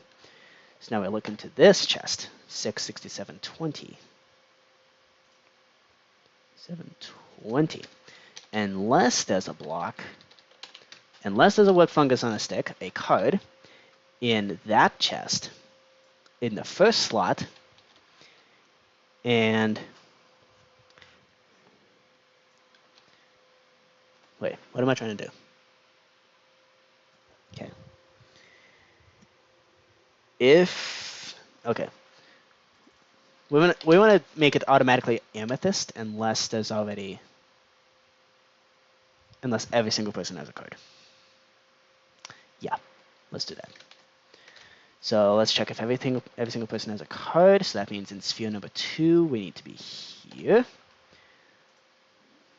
Minus 87, where's that? Okay, I don't need that. I need, good. I need you. I need you. Okay. Yeah. Grr. Yeah, I have double layered spheres just so that people don't see the outside of the game region. Because the whole point of this particular game area is that it's supposed to look like a dungeon. And I think I succeeded at that. Originally, Hearth was going to look like a dungeon, but then I just kind of decided against it. I'm happy with how Hearth turned out.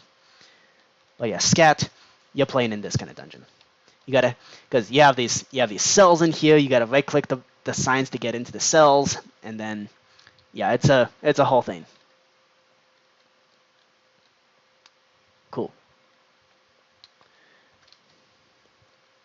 Yeah, and those cells, the walls are the ones that have the sign things.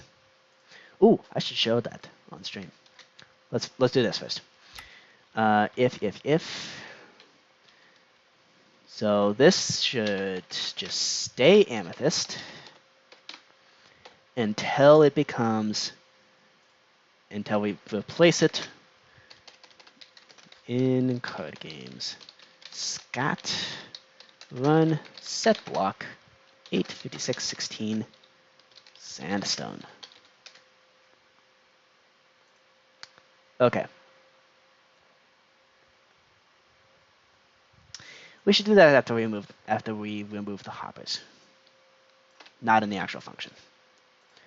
Which means we need to stack things on top of this.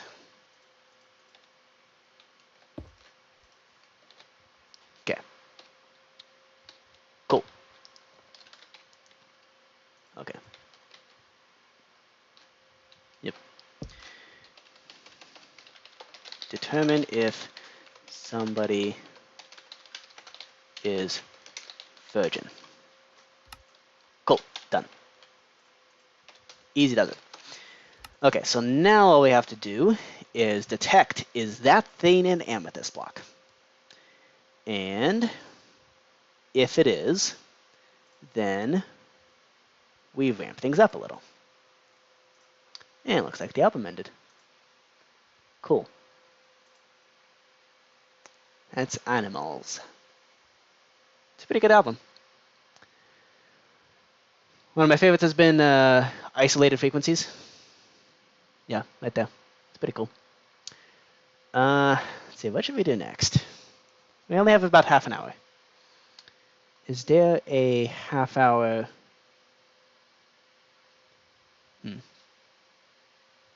Probably not. Okay.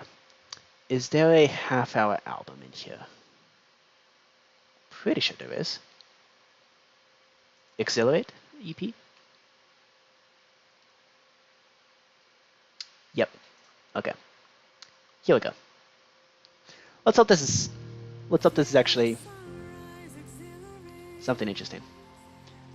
Okay, cool. Okay. So now, let's see. So the 2 cards are added to the tricks, yep. Then the highest has, so everybody has their points deducted. So we do scoreboard, players, operation. Well, actually, okay, let's do this. Execute as at a tag equals player. That we need to be in the predicate scat. Scat of predicate equals scat in dimension. Tag equals player.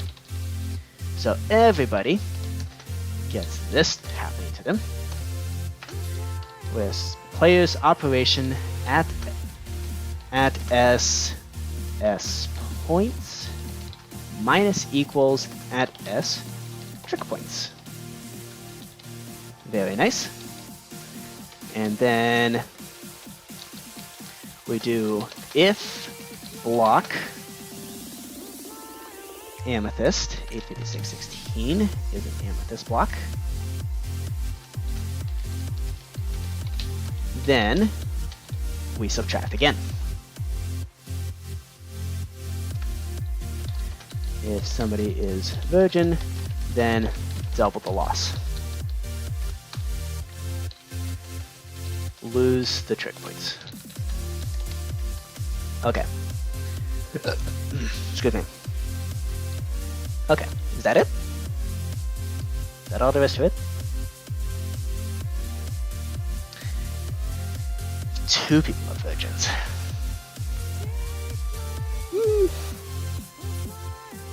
Should we do that? Should we punish players more if only one person ever won any cards? And that's basically a Schwartz check, which I can definitely do that. Yeah, it's determining if a single player has won any cards. That's the tricky part. Figuring out if a player won all the cards, that's easy. Oh, it's not, but it's actually about the same difficulty. I just ended up making things difficult. Okay, and it's an additional 15 points, so we don't need to do anything special with that. So if 2 people are virgins, that means 1 person did a Schwartz, and then subtract another 15. Okay, so with that one, we gotta do execute if, and this is where we just gotta do another Schwartz check. And may the Schwartz be with us. Yep. Okay. So if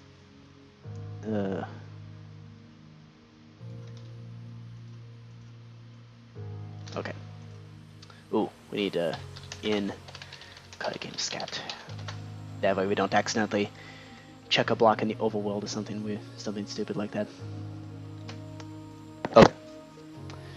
So in card game Skat, if we do if block,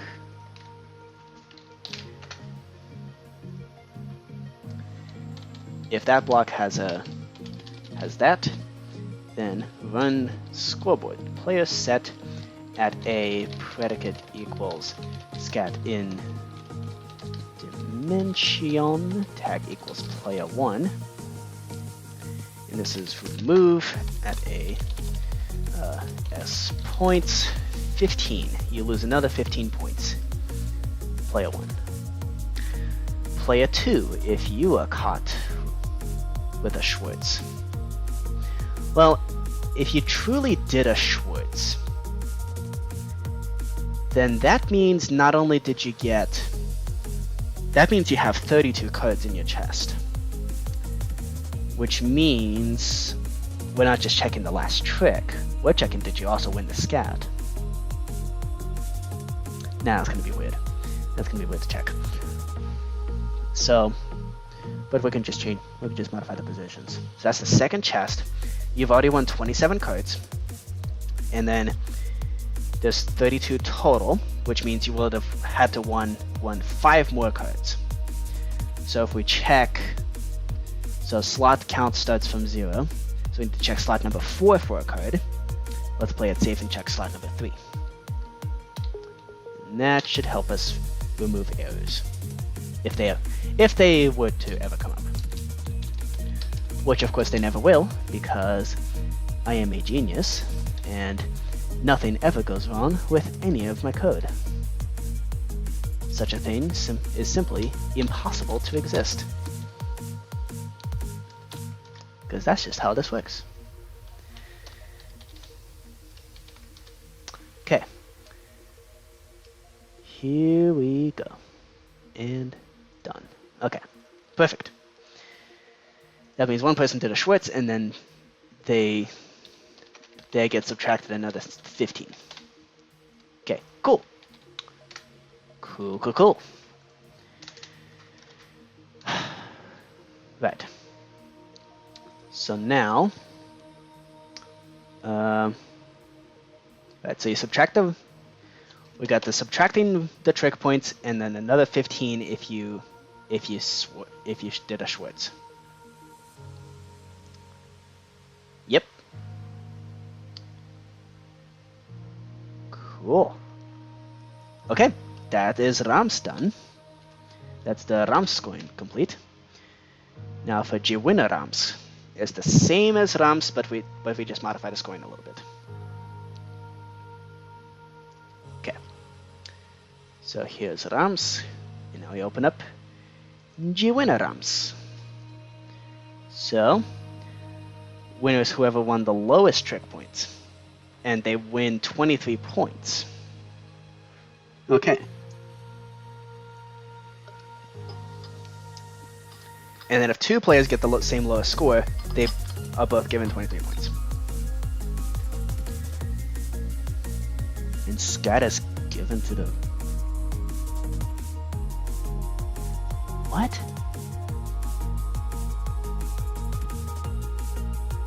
If none of the players... Unlike the original negative game, the winner who achieves the lowest score and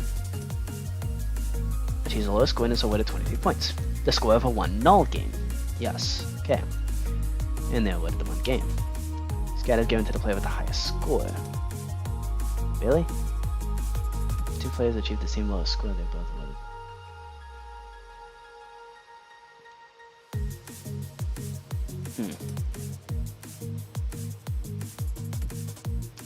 That's gonna be confusing.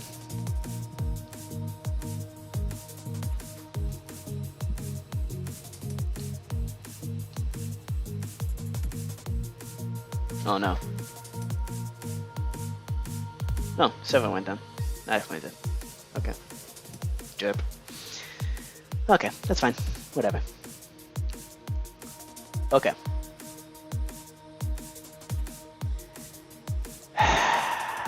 Do we have to? I mean, it just makes things so much easier to just, you know, to just give the Skat to the person who won the last trick. I'm gonna ignore that. Okay. Pinky is just for money. Yup. Nothing to do with anything. And then the revolution. Yep.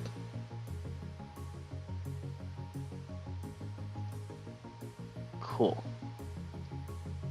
Cool.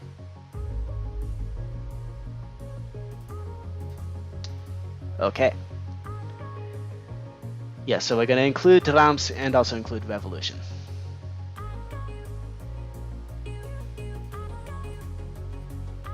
Nice. So we're gonna ignore this part with the Skat being given to the person with the highest score. Instead, we're just gonna figure out who has the lowest score. And then just award them 23 points. So, execute if entity at a predicate equals Skat in dimension located to this. Let's limit things to this particular dimension. If they are player 1, actually we need if score trick points is less than or equal to at a predicate equals Skat in dimension tag equals player 2. So if player 1 is less than or equal to player 2 and less than or equal to player 3, then scoreboard players add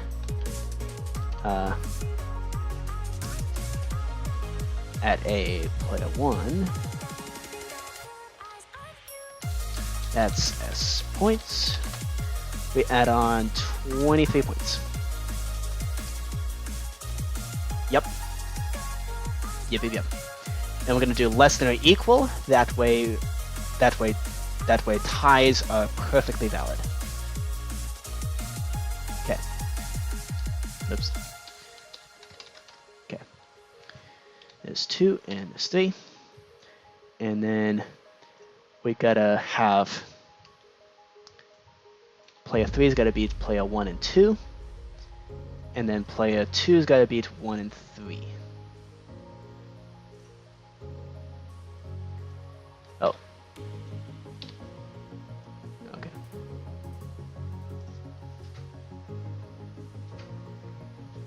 Okay. So 2 is less than or equal to 3. 3 is less than or equal to 2. And then player 2 has to beat player 1 in this case. And also has to beat player 1 in this case. So if player 1 is less than 2 and also 1 is less than 3, then player 1 wins. If player 2 is less than player 1 and 2 is less than 3, then player 2 wins. And then if player 3 is less than player 1 and 3 is less than 2, then player 3 wins. Okay, perfect. That's exactly how it should be. Okay. Is that it?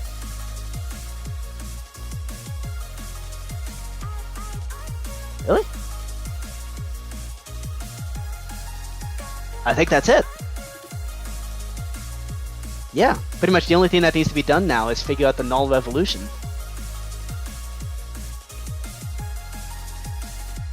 Oh, and we also need we also need the ability to resign. Okay, let's do that. Ooh, so here's something that I'm maybe a little overly proud about. So, CJ, this is you might find this interesting. So, let's see. Here's how you actually determine what the game is. So, basically, once it becomes you who declares what the game is, these signs pop up on the bottom. Yes, thank you, CJ. So, grand game is the default setting, but then you right-click a sign to activate suit game, at which point you declare what your option is here. Or you can also declare what a null game, and then play open hand. And what you can also do is, if at first you did not take the scat at first, then this block is going to be an amethyst block. And then what happens there is now you have more options. So if we run it again, these automatically update to be hand games. Also, that's the button to begin the game if you want. So at that point you can declare Schneider, which means you have to win with 90 trick points. You can't deselect an option unless you select the game back. So you can declare Schneider, you can also declare Schwartz, and when you do that, you're also allowed to declare whether or not you're playing open hand. Same with suit game, you still have the same 4 options as before, but now you can still declare Schneider, declare Schwartz, and open hand. And then the null, you can play open hand, and then you can also activate Revolution. So, yeah. This I'm actually, I don't know, I'm maybe a little overly proud of how this turned out. Maybe it's because, like, I mean, in IRL, you would have to keep track of all of this in your head. And this is one advantage to especially doing this in Minecraft, is you can literally go, oh, I want a Schneider, and I want to play open hand, or I want to do a null, and let's make it a revolution. And, like, maybe it, like, I don't know, maybe it could help with, like, yeah, I guess, like, I don't know. I guess you could end up selecting things without considering the consequences beforehand. But, like, I don't know. I kind of like it. Okay, let's add a resign button. So we're going to have a resign button right here. And what that's going to do is basically insta-lose. So you pretty much have no chance of winning no matter what. Although if okay, if you're a defender.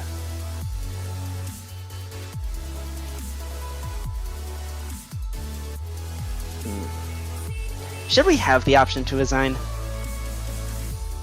I mean, Master Reset's already a pretty good resign button.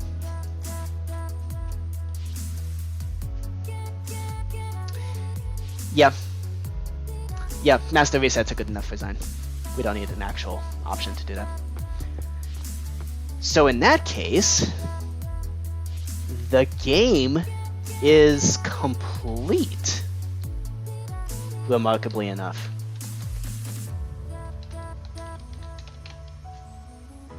Yeah.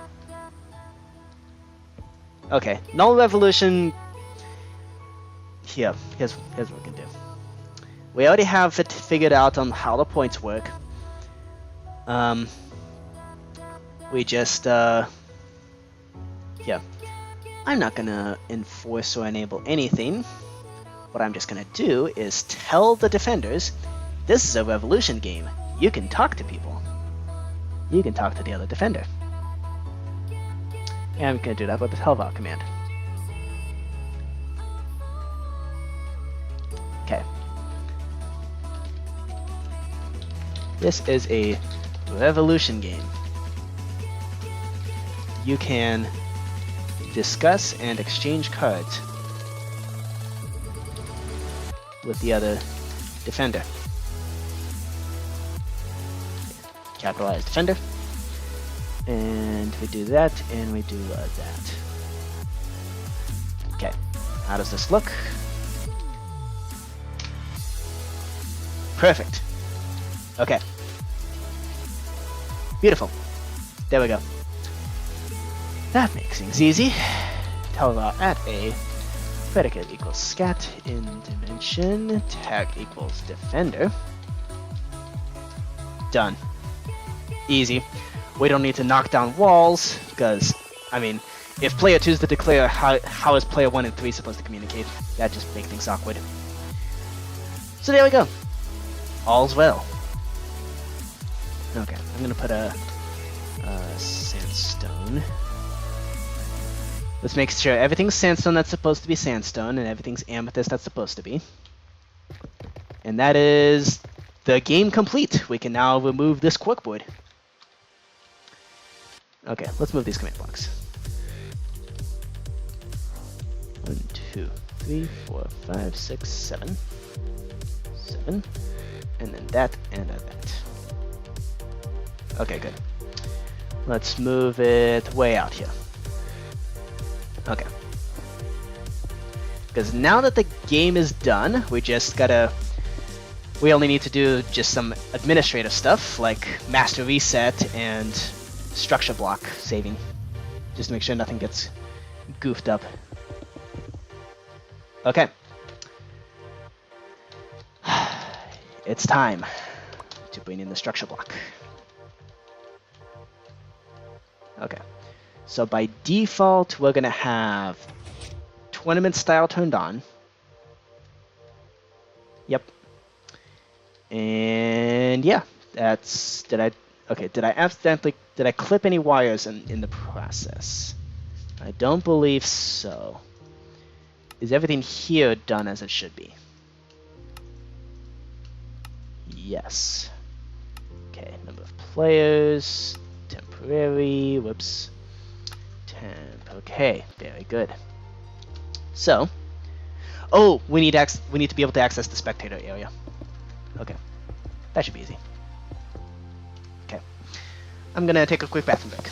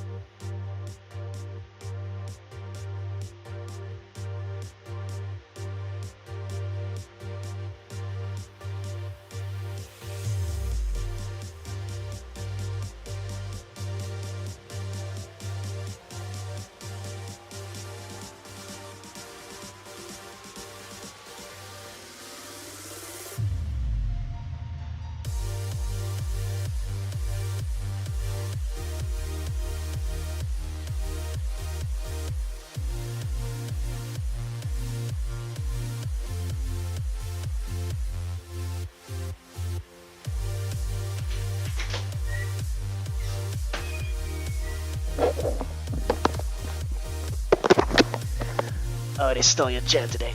Yeah. Indeed, my squat muscles are like unearthly.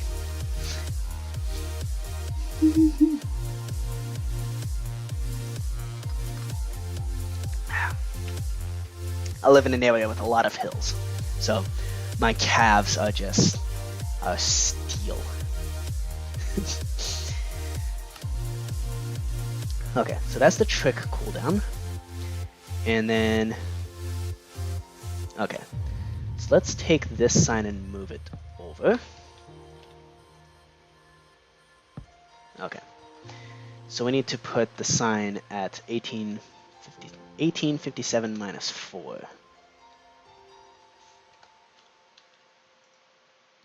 Yep, there we go.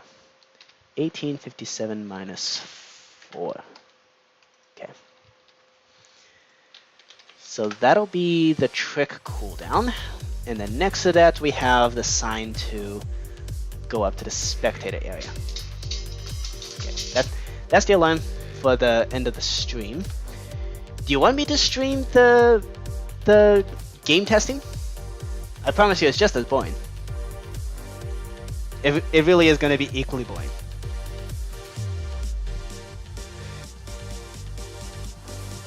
Yeah. I mean, I was just gonna do that anyway. I was gonna do that tonight anyway. So, I don't know. Do you want to see that? You can if you want to. I don't want to keep you too long. I mean, I'm gonna do that tonight anyway. So, should I? Game testing tends to take a while though. So, I'm only gonna stream the first couple. If I do decide to do that, I'm only gonna stream the first couple attempts if everything keeps going wrong.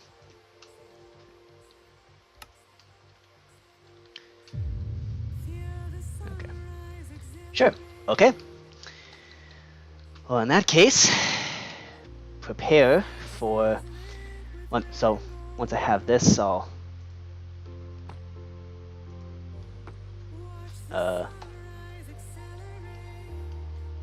Why doesn't that work?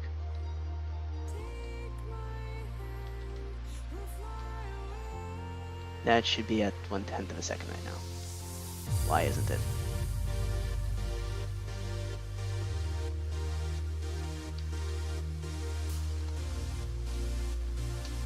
Okay. Oh, because I need to place air. Yes.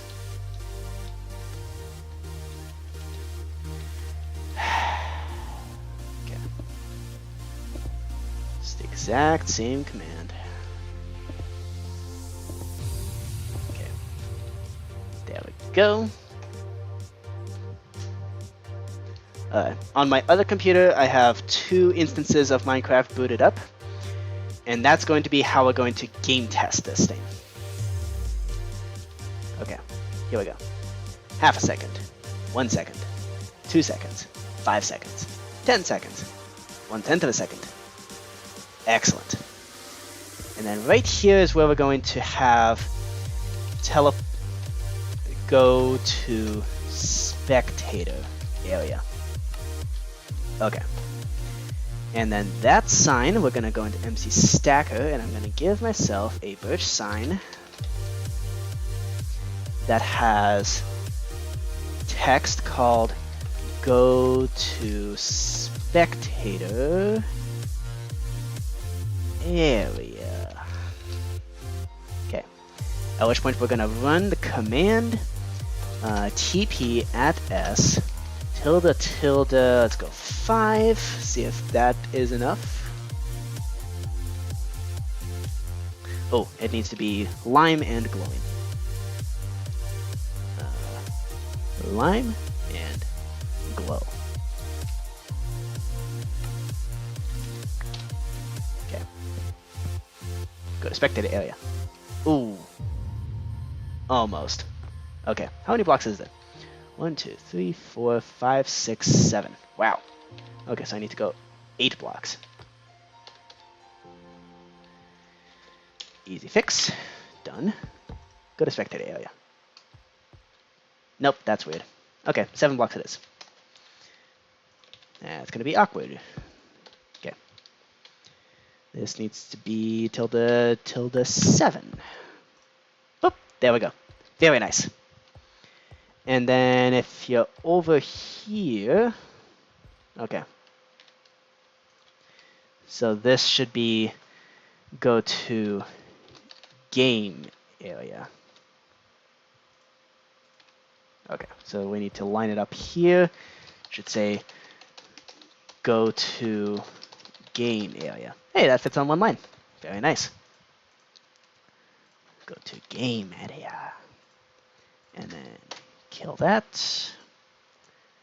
And that should be a -7. Cool. Bam. Takes us back. Very nice. Spectator. Game area. Excellent. Okay, now here's a question. Can I accidentally teleport myself into somebody else's room? I cannot. Very good. How about if I stand directly on top of the teleporter pads? Because I know this is the first thing my little brother's going to try to do. to break this game. Okay. I had to stand. Oh, that teleported relative to the sign. I'm not sure I like that. Okay. Execute as at s run.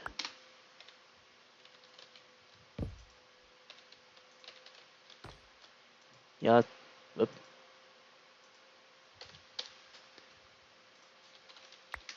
Okay. That explains the weirdness. Okay.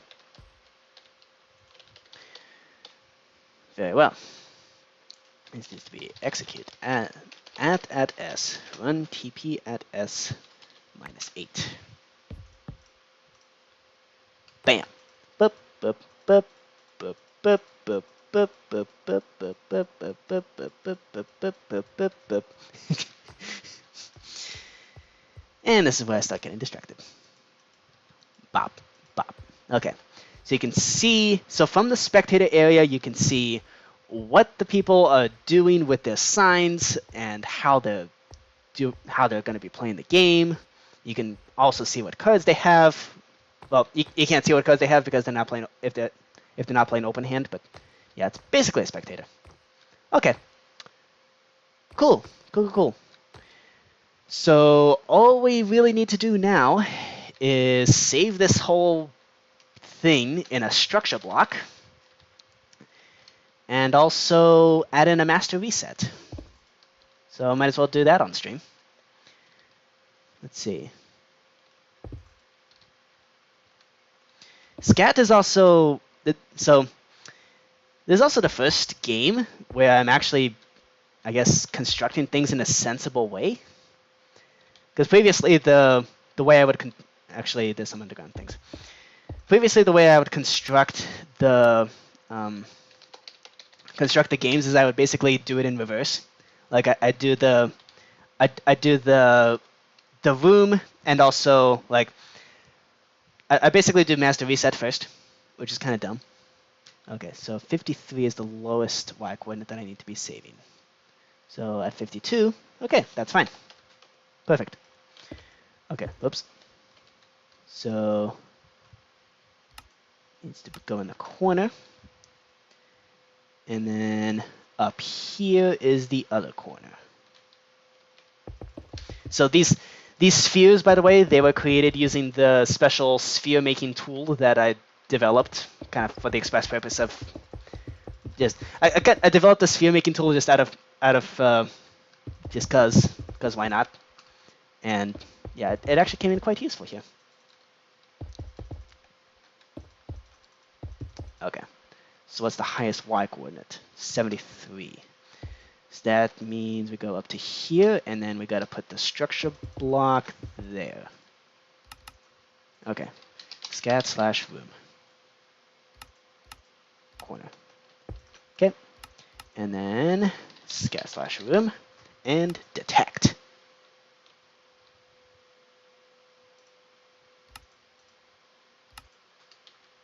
Holy moly, that's a big room.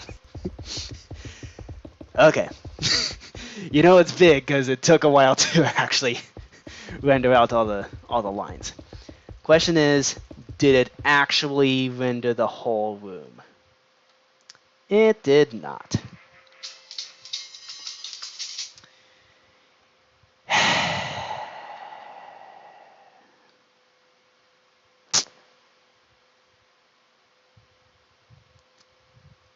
It was too good to be true. Even 48 blocks is not enough.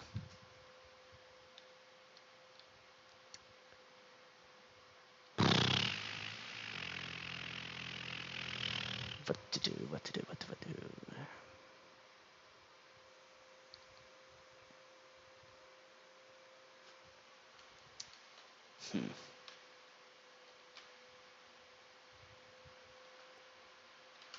Okay, can we go up another block?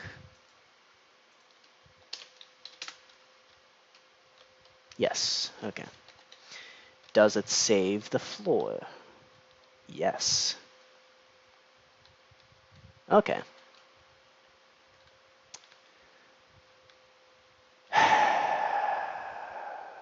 Well, I guess we're going to need 2 structure blocks for this thing.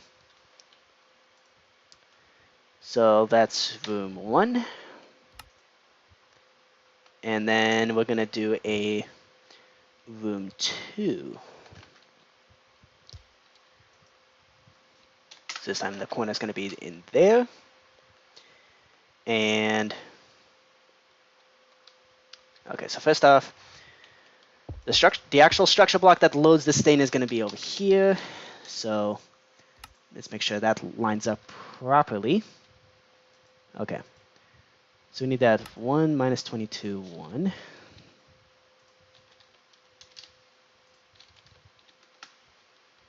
Okay. In which case, okay, we went too far that way. And then we need to go positive z, negative x. Positive z, negative x. Okay, good. So that lines up as it should. So now what we gotta do, I think we actually can be clever about this.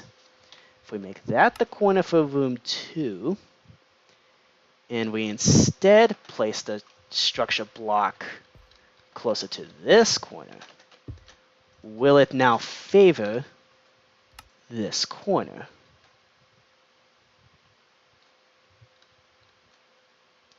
Yes! Okay. Beautiful. That's what I like to see. Nice intersecting lines like a crazed squirrel. Okay. Here we go. We do structure size 22 to capture all the signs as well. Yep. And we save. Nice. So now we just got to line up this load structure block so that it properly loads in. Okay. Right. So I should do something like this. And this needs to be room 2. I'm afraid to push that button.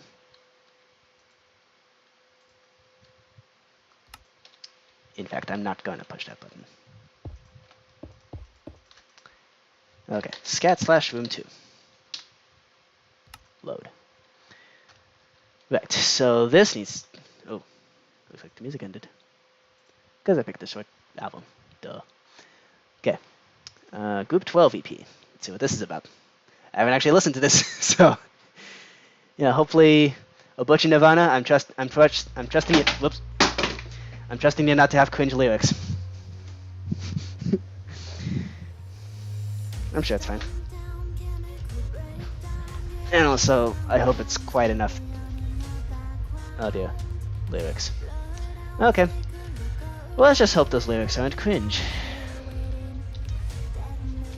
Like, let's hope it's not some kind of romance song. Ugh. Romance songs are the worst. Okay. That lined things up incorrectly. So now we need to go positive z that way, about 10 blocks. Yeah, it's a little more. 15. Too far. 14. Yep. And then we gotta go positive x. Let's go 5. We need about 2 more. Yes. Okay. Beautiful. Okay. All lines up. So now we can break this thing. And cover up this little pit of shame here. Alright. Excellent. So now we got room 2 and room 1. So we need a sandstone block there so that we can load both ones at once. Just remember thinking about a project I did where I put hair dye on my hands to prove a point, and for some shock value, why didn't I dye my face instead? Yeah, that's a different kind of cringe. That's like you remember talking to a waiter and saying and telling them you too when they said enjoy your food. Like that's that kind of cringe. This is kind of like 10 teenagers in person as well. Exactly. It's like being in a restaurant and telling the waiter says enjoy your food and you tell them you too.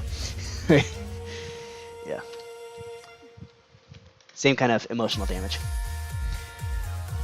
Okay. Okay. So master reset. We need to put a redstone block there. And then we need to, we need to end round, which means putting an amethyst block here. And actually I should put that there anyway.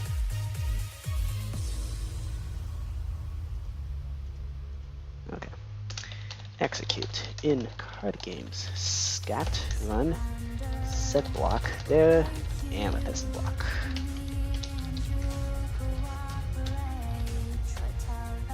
Okay. Excuse me.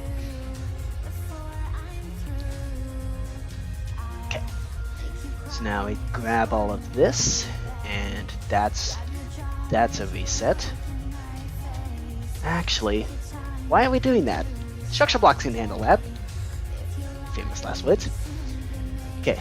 We need to remove the scoreboard there and kill all the, and that's basically this. Okay. Yep. I don't know where those blocks are, but it's probably fine. Okay. And that's already handled by the structure blocks, so that's fine. What else do we need? Oh, we also need to remove tag at A break equals scat in dimension. Remove player 1, player 2, player 3. Remove player, remove dealer, and then remove first seed, second seed, third seed. Yep. First seat, second seat, third seat. Okay, very nice.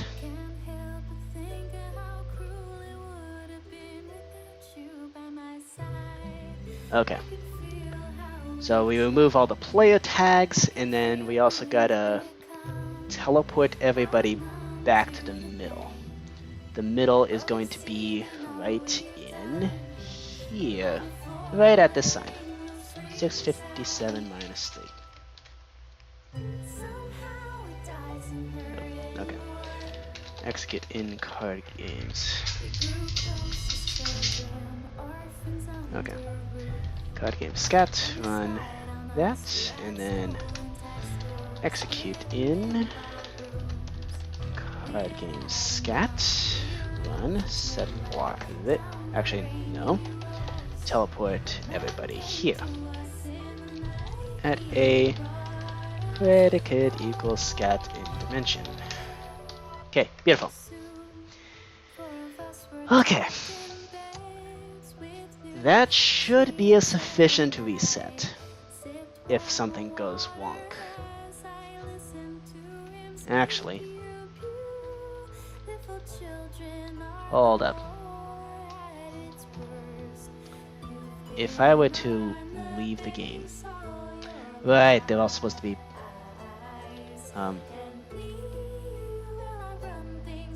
Okay, they all need to be this. Okay. We need to deregister all the players. Okay. There we go. Now we save this in the structure blocks. Okay. I thought I was missing something from previous tests of the game testing. Okay. Set these to load. There we go. Okay. Now we got it. Now all should be good. Okay. All these are loaded back. All those are good. All these have 10 nether stars. All the command blocks have things in them that they're doing.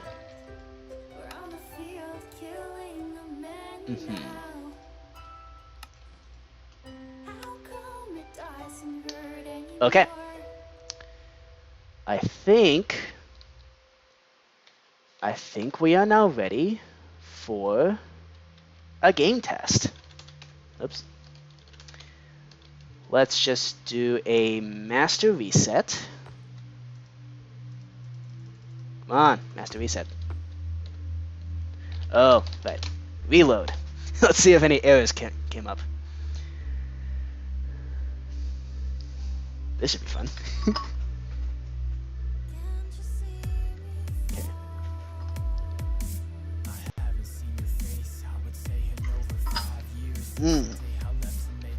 Oh boy. Uh-huh. I see. Okay. We got some actual bugs. So when we're moving things to donkeys...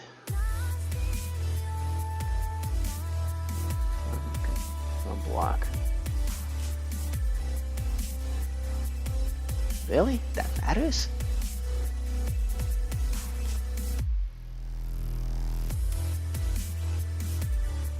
Are you kidding me?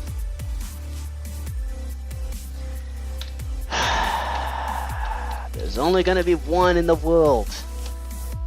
Idiot. Okay. There's only gonna be one of these kinds of donkeys in the world. I'm using donkeys to basically grab cards before they're played. And yeah. Basically save what the cards were before they actually start being played. There's only going to be one of those donkeys because I only care about the cards from one player, so fine, limit equals 1. Idiot. Okay. That needs to be limit equals 1 as well.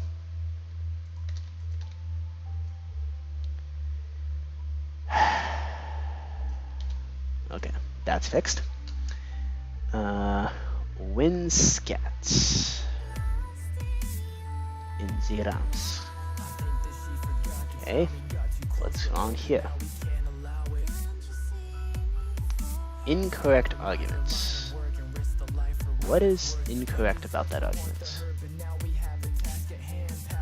On what line? Line 4. Tag, okay. Ah. Heh. I forgot to say run. Run this command. Yay. Okay. Stupid mistake. Calculate ending. Calculate game value, calculate ending. Once again, only one donkey kind of issue. Okay. What? Where? Line 8? 8.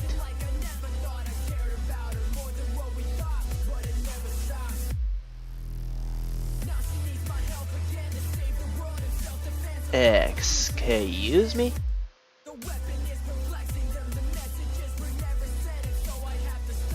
Really? You're gonna trip over execute if entity. Really?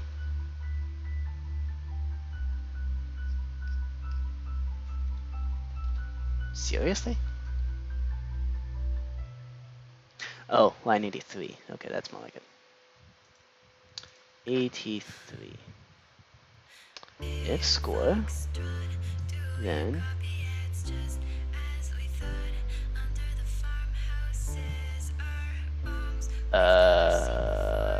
what? Excuse me, what? I guess if entity score, I guess that's messing things up. I guess.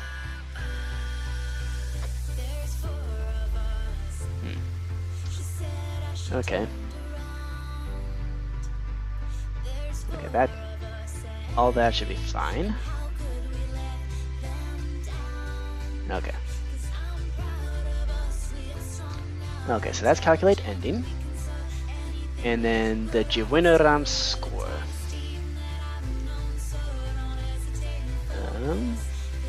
Bumps. Javamonk scoring. Yep, we probably have we gotta run a limit equals 1. There's only gonna be one player 1 in this dimension / game. But fine. I'll tell you that there's only one. Like, you need to have your hand held.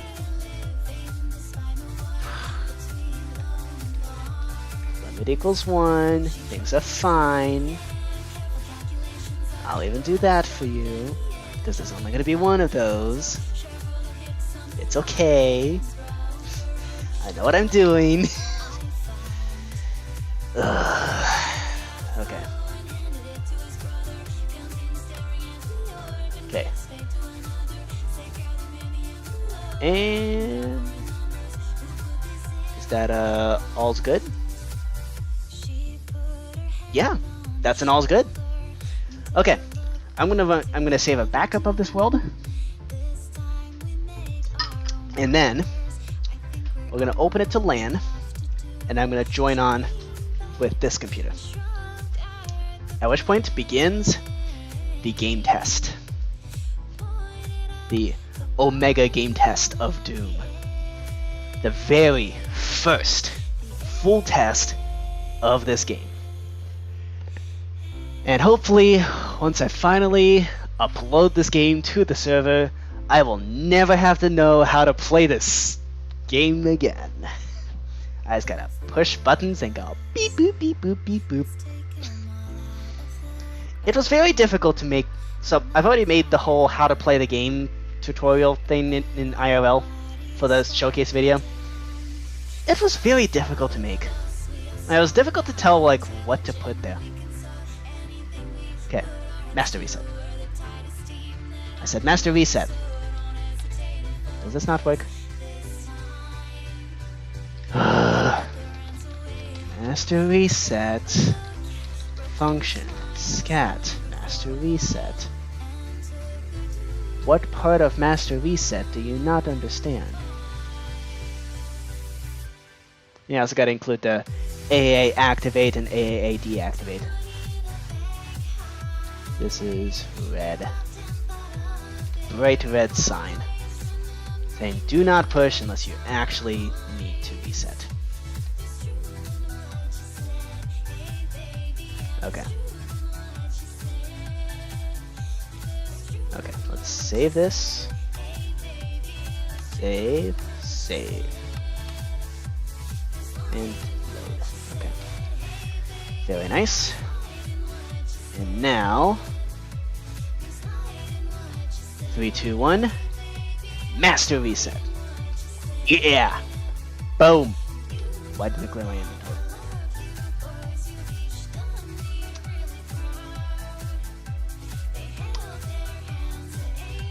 Oh. Okay. There. Reload. Okay. While it's reloading, let's open up this thing up to LAN. Allow cheats, just in case my other computers need to do something weird. Okay. All right, we got another player and another player too. Ah, this one's not in 1.19.2. Why not? Ding dong. Okay. 119.2. Let's try that. Okay. Another player.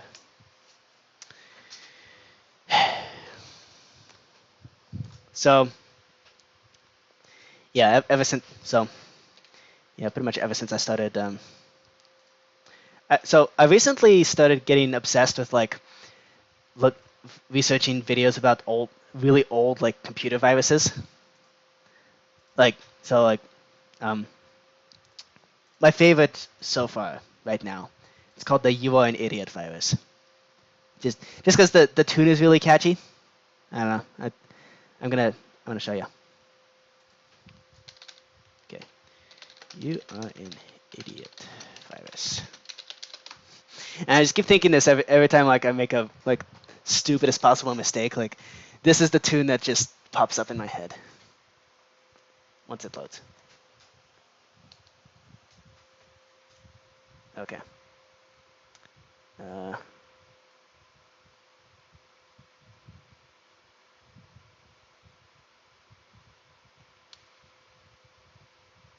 Okay. Do they have the actual? Okay. Is it just going to be great prices on the freshest produce and so much more? Okay. $6 for all that? You don't like my cooking anymore, mijo? That's finger licking good. Ugh. That's just cringe. Okay. Hello everyone, and as you can probably tell, Where's the? Okay. Flash this is the you're You Are an probably Idiot familiar virus. with if you're familiar with this piece of malware. YouAreAnIdiot.org just plays the Flash in a browser window. It doesn't do anything tricky. You can go back. You can close your browser. Okay. So can you actually go to that site? YouAreAnIdiot.org. Is it safe? I don't want to accidentally break my computer.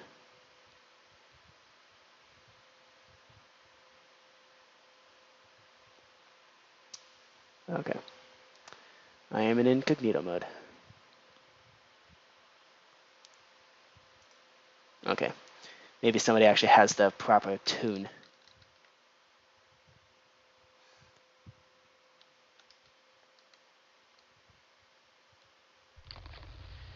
Okay. YouAreAnIdiot.org on the iPad.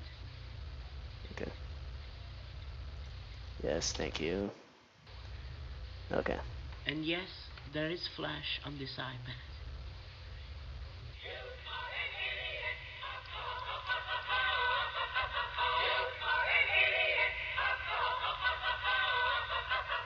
Yeah, right here.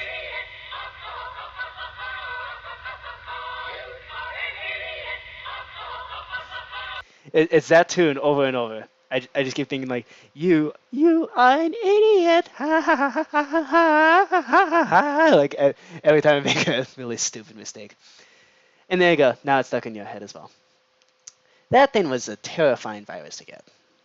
Like if ever, like back in the early 2000s, if ever you went to a site that had the actual virus, it was terrifying, because that it basically make your internet window start bouncing around, playing "You Are an Idiot," and then if you tried to close that window, it would spawn 6 more windows of the exact same site, all also saying "You Are an Idiot" to you. And yeah, it just keep looping like that over and over. If you use Task Manager to close down one of those windows, it would just pop up an error saying just "You are an idiot." And basically the only way to stop it was to restart your computer. It didn't actually do anything dangerous. It was just basically a massive troll, which honestly, that's the golden age of viruses. Like, that's how viruses should be. They should just be trolls. They shouldn't be like kill the computer and cost governments billions of dollars kind of nonsense. Like, no, that just defeats the point, and it's not even fun. Like, come on. if you're gonna try to break somebody's computer, at least be creative about it, you know? Okay. What to play? Let's do. Let's see, do I have the instrumental versions of these?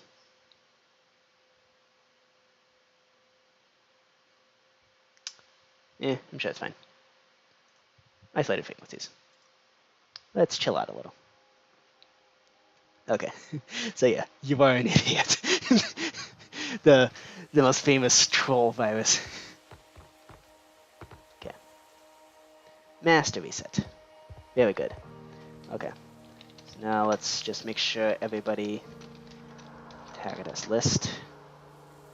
Oh, we need to remove the tags for pass. Okay. Okay.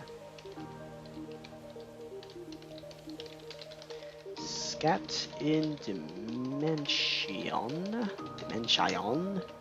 Remove pass. Okay. Nice. Tag at A, remove pass. Perfect. Okay. There might be some other scoreboards I need to reset. We'll figure that out as we go. Okay. What other scoreboards we have? What is that?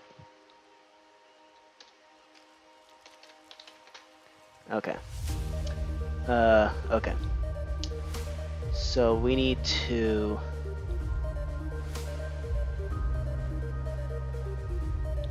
Why do we still have this?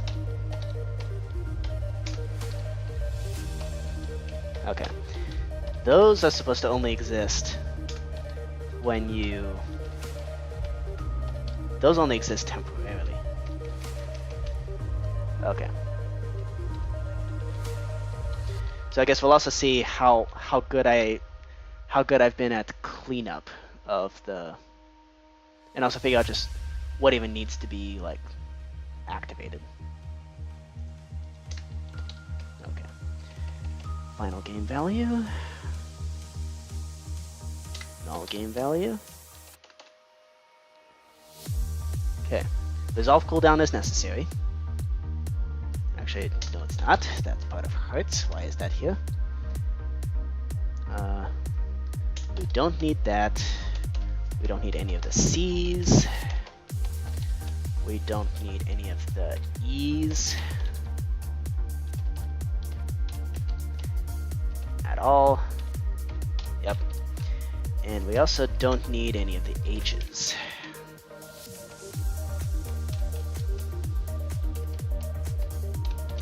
Okay.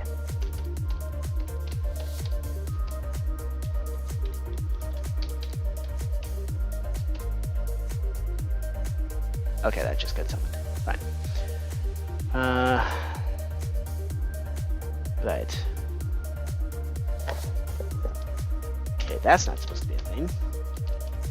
That's not supposed to be a thing. Until it actually comes time. Okay, so what scoreboards actually need to be implemented? We don't need valid code either. Okay, we need trick cooldown. Okay. I'm just gonna keep notes. So in the AAA activate game, we need to have S points, S trick cooldown. We need do we need current bet?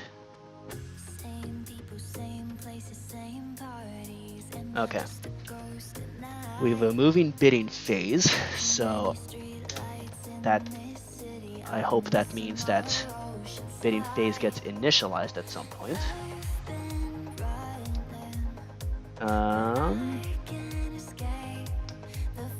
Can't figure out where that would be happening. Probably begin round. Yep, okay. So bidding phase is not necessary. Current bet.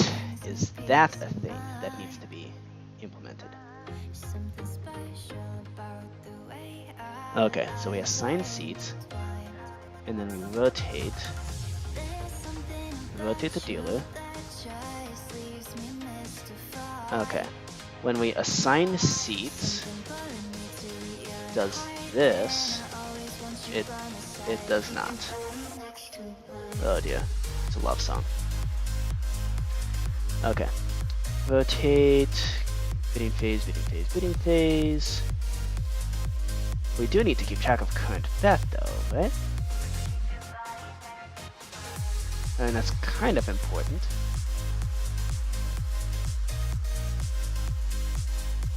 See, bidding slash bid. Does this do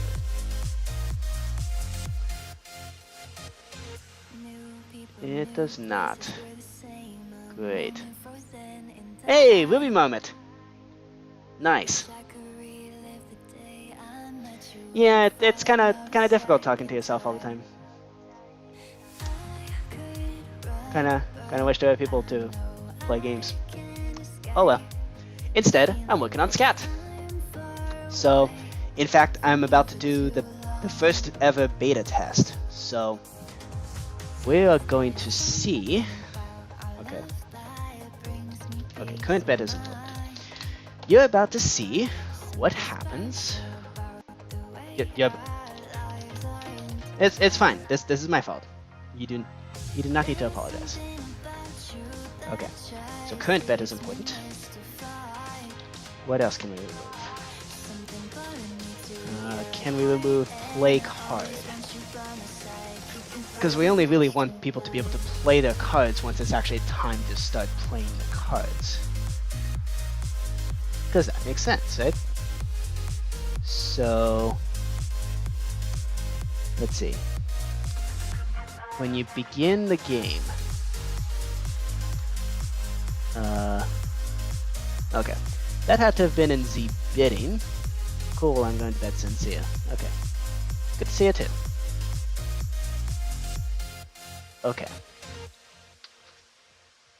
What button does that? Hold up. Declare. Oh, it's declare options to start the game. Okay. So that does the normal game. Okay. It also adds on lead play on your turn. Okay, so it does all that stuff. That's good. Okay. Does it initialize play card? No, it doesn't. Okay, so we need that. And in fact, we need play card. This isn't a dummy. This is actually going to be a hello, bad boy Halo. Good to see ya. We need this to be Minecraft.used Minecraft.warped fungus on a stick. It's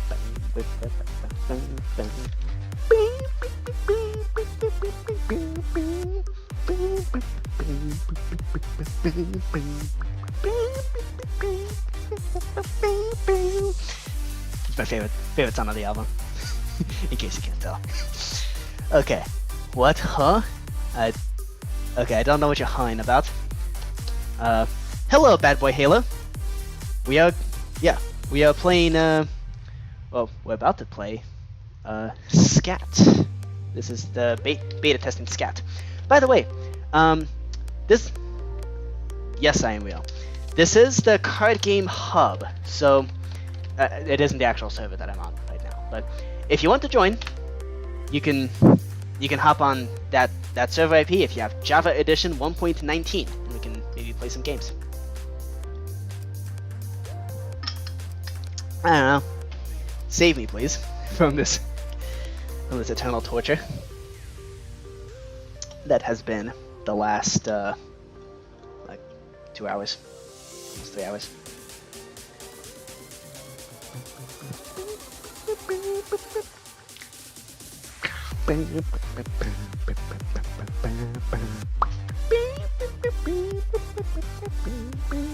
Ooh, bad boy Halo, you got your own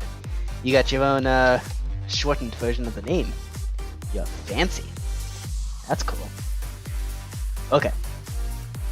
So we do need to activate all those scoreboards. And I suppose more will be activated as we discover that we need them. Okay, let's do this. I am player 1. This person is going to be player 2.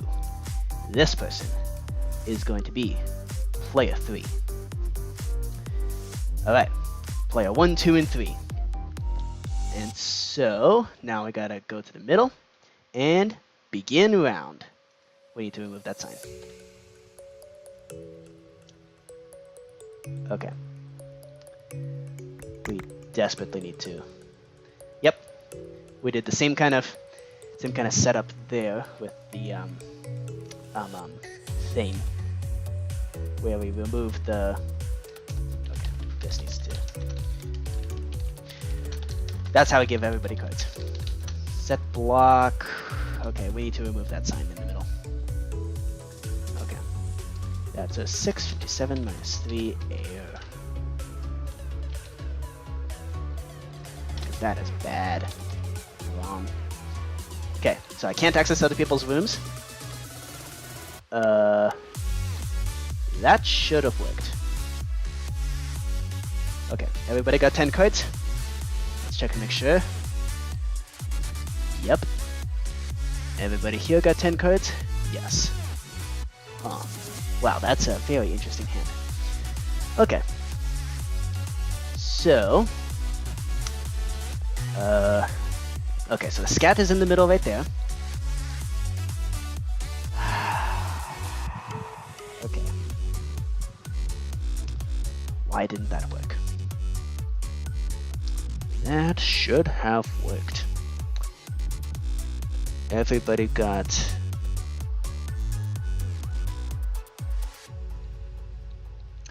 Oh! 'Cause I'm an idiot. You are an idiot! I forgot to actually make that a thing. Actually run that function. Stupid. Okay, execute as at a predicate equals scat in dimension. Tag equals player. Then run function scat colon z calculate game value slash. That's going to be calculate underscore no scat. Okay, excellent. Stupid. Okay. Oops. Reload. Okay. And now we do that. There we go. So now you can see what cards you have. And why isn't it displaying anything? Oh, you're joking.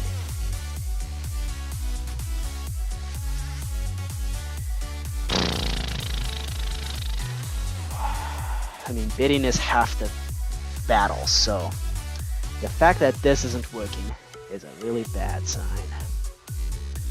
Okay, we need with and without sequence. Yep. At which point, predict game value, set it to 1, plus equals with sequence, plus equals without sequence. Okay, with, without. Good. Predict the grand. See, that should have worked.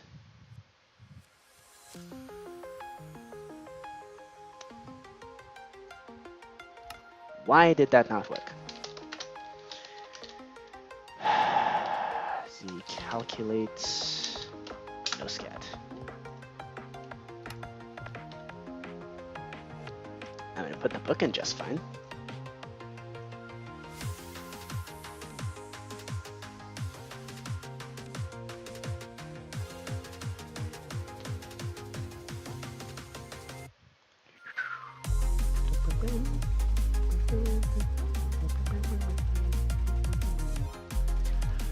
Okay. Ugh.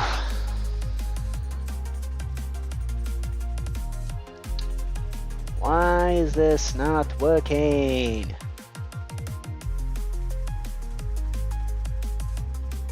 If entity does has that in inventory. Yeah. Duh.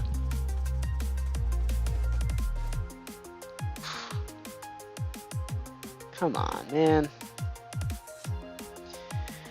Okay. It's probably some really stupid reason. And I'm not seeing what it is. So, we're gonna add that to the ever-growing bug list. Suggested bets are not displaying. It's not a game-breaking bug, but it is a problem that does need to be addressed. Yeah, so everybody gets their own kind of lecterns to see what is suggested for them to bet. So right now, the person betting is what's known as first seat. So let's see. Yep, nobody's lecterns are open. Okay, so let's see who everybody is. As at A, run tag at S list. So looks like another player is player 3 and is second seat. I am third seat. Another player 2 is first seat. So, and I'm the dealer. Right, okay. So, on the other person's, alright. That's right, this is a thing. Because you gotta be able to see what cards you have. Okay, fine.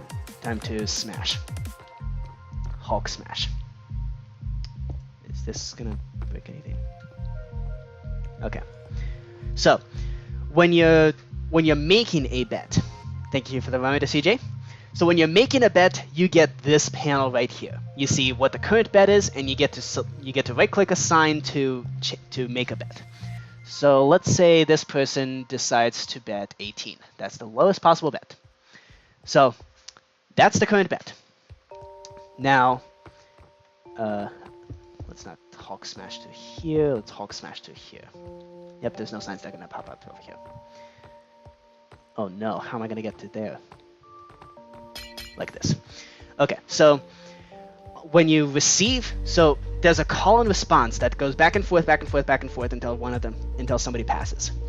So you can either, from here you can either pass or accept. You can see what the bet is. So let's say this person decides to accept. At which point, that player then gets the full panel, but now they can't select 18 anymore. They have to select something else, or they can pass. So let's say this person decides to bet 22, and this person decides 22 is acceptable. So then they go, actually, that's not worth my effort anymore. So now I am calling to another player 2, and now I have the board here. So I'm gonna do 23. At which point, that person has the chance either pass or accept.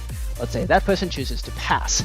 So now I am the declarer, which automatically puts me in the hot seat. So now I can choose either pick up the scat or don't pick up the scat. So let's say for demonstration purposes, I do want to pick up the scat. Wow, that's instant! Holy moly, that works way better than I thought it would. Okay. So then you right-click a card to put it back in the scat.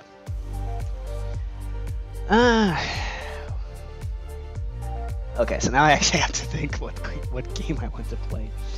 I bet 23, so I mean, I could play a null game if I wanted to. Let's see. So, in terms of actual strategy, I am without 2. I have a ton of diamonds. So I could play a suit game with diamonds. And in fact, I think that's the game I want to play. So if I want to do a suit game with diamonds, I mean, these cards belong to me anyway. But what do I want to not be playing at all? I kind of want to just win all the cards. So I'm going to put these ones back. That should go. Uh-oh. That's not working. That's no bueno. That's mucho no bueno. Why is that not working?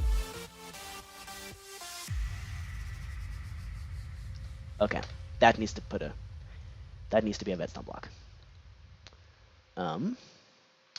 Where is that? Pick up scat option. So that's the collect scat option. At which point, oh, okay. So that scoreboard gets introduced there. Nah, let's not introduce it there. Okay. We need to execute in card game scat, run set block, 105616 redstone block. Okay. There. What just happened?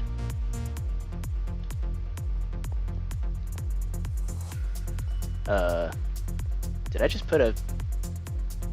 Oh no. Okay, I need to get that item out of the scat. Okay. Execute as at E, tag equals scat, run data get entity at S. Wait, it's hand items? Yes. Okay. Okay, you know what? Give me all the data. Which armor stand are you? You are Skat 1 that has the armor stand, that has the stone bricks. Okay, so that means we need to do item replace entity at E tag equals Skat 1 weapon dot whoops item replace entity at E tag equals Skat 1 weapon dot main hand with air. There we go. So now when I right click, back and back. Done. Okay, beautiful. Okay. How's that sign not falling off? Magic! Okay, so now I get to declare what this game is.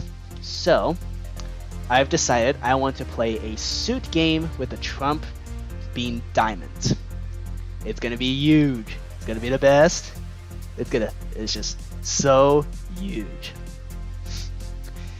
Very easy Trump joke that has nothing to do with cards. Okay, begin. Oh, overbid.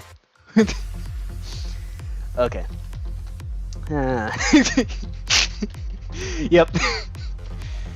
Okay. S points.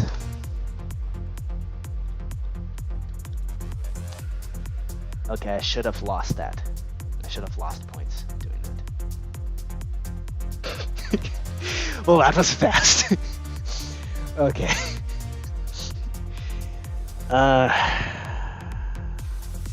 Okay, is there a way to access the S-temp current bet? Okay. Get at S. What was my game value? Okay, game value got... Did game value ever get calculated?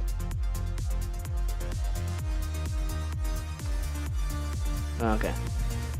So that was a pretty quick lose. Was that supposed to happen, though? Like, did that happen because I'm bad at the game? Or because there's a bug? The ultimate question. Calculate game value. Wow, you're getting destroyed by yourself. Yes. I am, like, I make these card games for people to play, right? I am not good at them, okay? I'm just not. Like, I am not good at these games. By the way, if you want to play on the card game server, let me know. I'll put it up. Unless this is entertaining enough. Okay, so that calculated just fine. Find game value, add game value.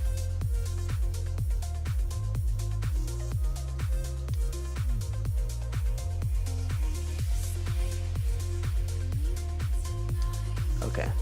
At least it does add as a day. Good. Okay. Game value with sequence without sequence. Very nice. And then if it's a hand game and not a null, if it's overt, declare Schneider, declare Schwartz. Very nice. So that determines the game level. Now I requested a game value of 9 because it's diamonds. And I was without 2. So my game was without 2, which means, so that means my game level was a 3 because I had nothing special. So times 3, my game value should have been 27. So I did not overbid. So something else went wrong. It was not an overbid.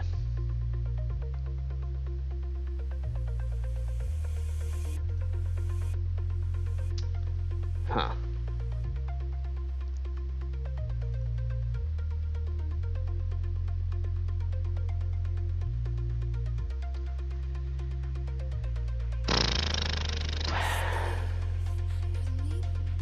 Okay. 11 p.m. alert. Yep.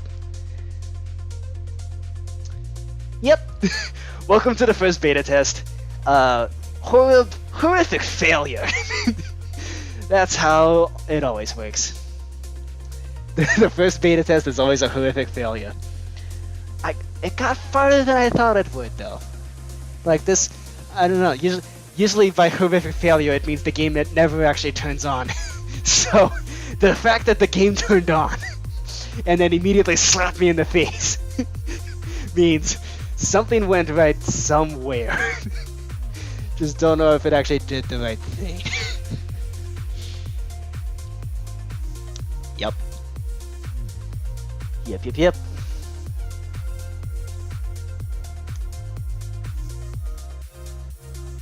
Okay. Let's do these here and then overbid. Okay. Cool. That's Skat for you. You basically just insta-lose. It's the game where everybody loses. Okay, so first off, that needed to be pink glass and not magenta glass. Because player 1 is pink, not magenta. And second, we needed okay, so something went wrong. Something went wrong with declaring the game. Had without 2 and declared diamonds. Current bet was 23. So it acted like I overbid, but I didn't.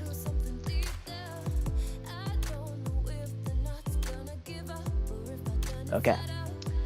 So something went wrong there somewhere. Something somewhere at some point. Like a everything everywhere all at once pun.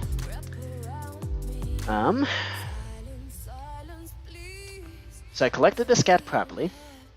That's good.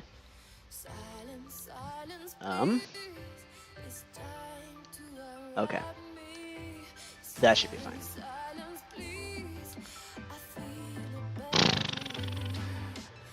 Okay. Oh, and when it did a game over, I lost, but I should have lost. I should have actually dropped to negative points. So why didn't I lose points? Okay. Should have had declare loses. And declare loses does that stuff. S points subtracts by... Oh, game value never got initialized. Is that it? Add game value. Dummy. Oh, it already exists. Okay. So game value did get initialized. It just didn't register for some reason.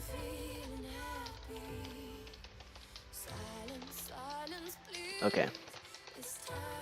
Because didn't drop to negative points.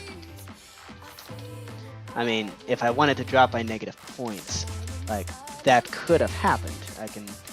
I can do remove at well, actually even better. Operation at s points minus equals at what, I don't know, at s current bet, s temp current bet. Like that would drop you by negative 23 points. Okay, so negative points are okay. It's just something is going weird. Okay, that's the first beta test. Yay, we got the game running. Now time for beta testing. I might finish it by this weekend. Most likely not, in which case the next live stream, if nobody joins on, that'll be the subject of the next live stream.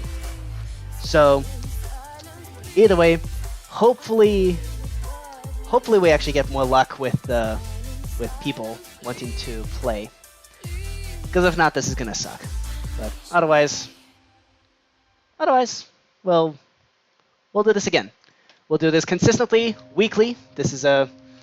I'm pretty happy with how this is turning out. So, yeah, we shall continue. Oh, and also need to add to the bug list. People are being put into creative mode automatically instead of adventure. Good for beta testing, but bad for anything else. And it's also bad because I need to go shoot myself with a firework, and I can't do that right now. So let's put a iron block right there. That should be good. And then I gotta grab myself a elytra, and then grab myself a couple fireworks. Alright. So, there we go. That's been the stream. Hopefully it wasn't too boring. And if it was, that's kind of your fault because nobody wanted to play a game. So, yeah, if you wanna play card games at the Card Game Hub, the IP is javamonk.eternos.me. The server is online. Yes, it is a little mellow. The server is online whenever I'm streaming, which is going to be consistently 8 p.m. on Fridays. Every single Friday, starting now. So, hopefully I can keep that up. I think I can. I mean, I could take a couple hours off homework. That should be fine. So, hopefully some more people will be willing to join. So in either case, I shall fly off into the sun, and I shall see y'all next time. Bye!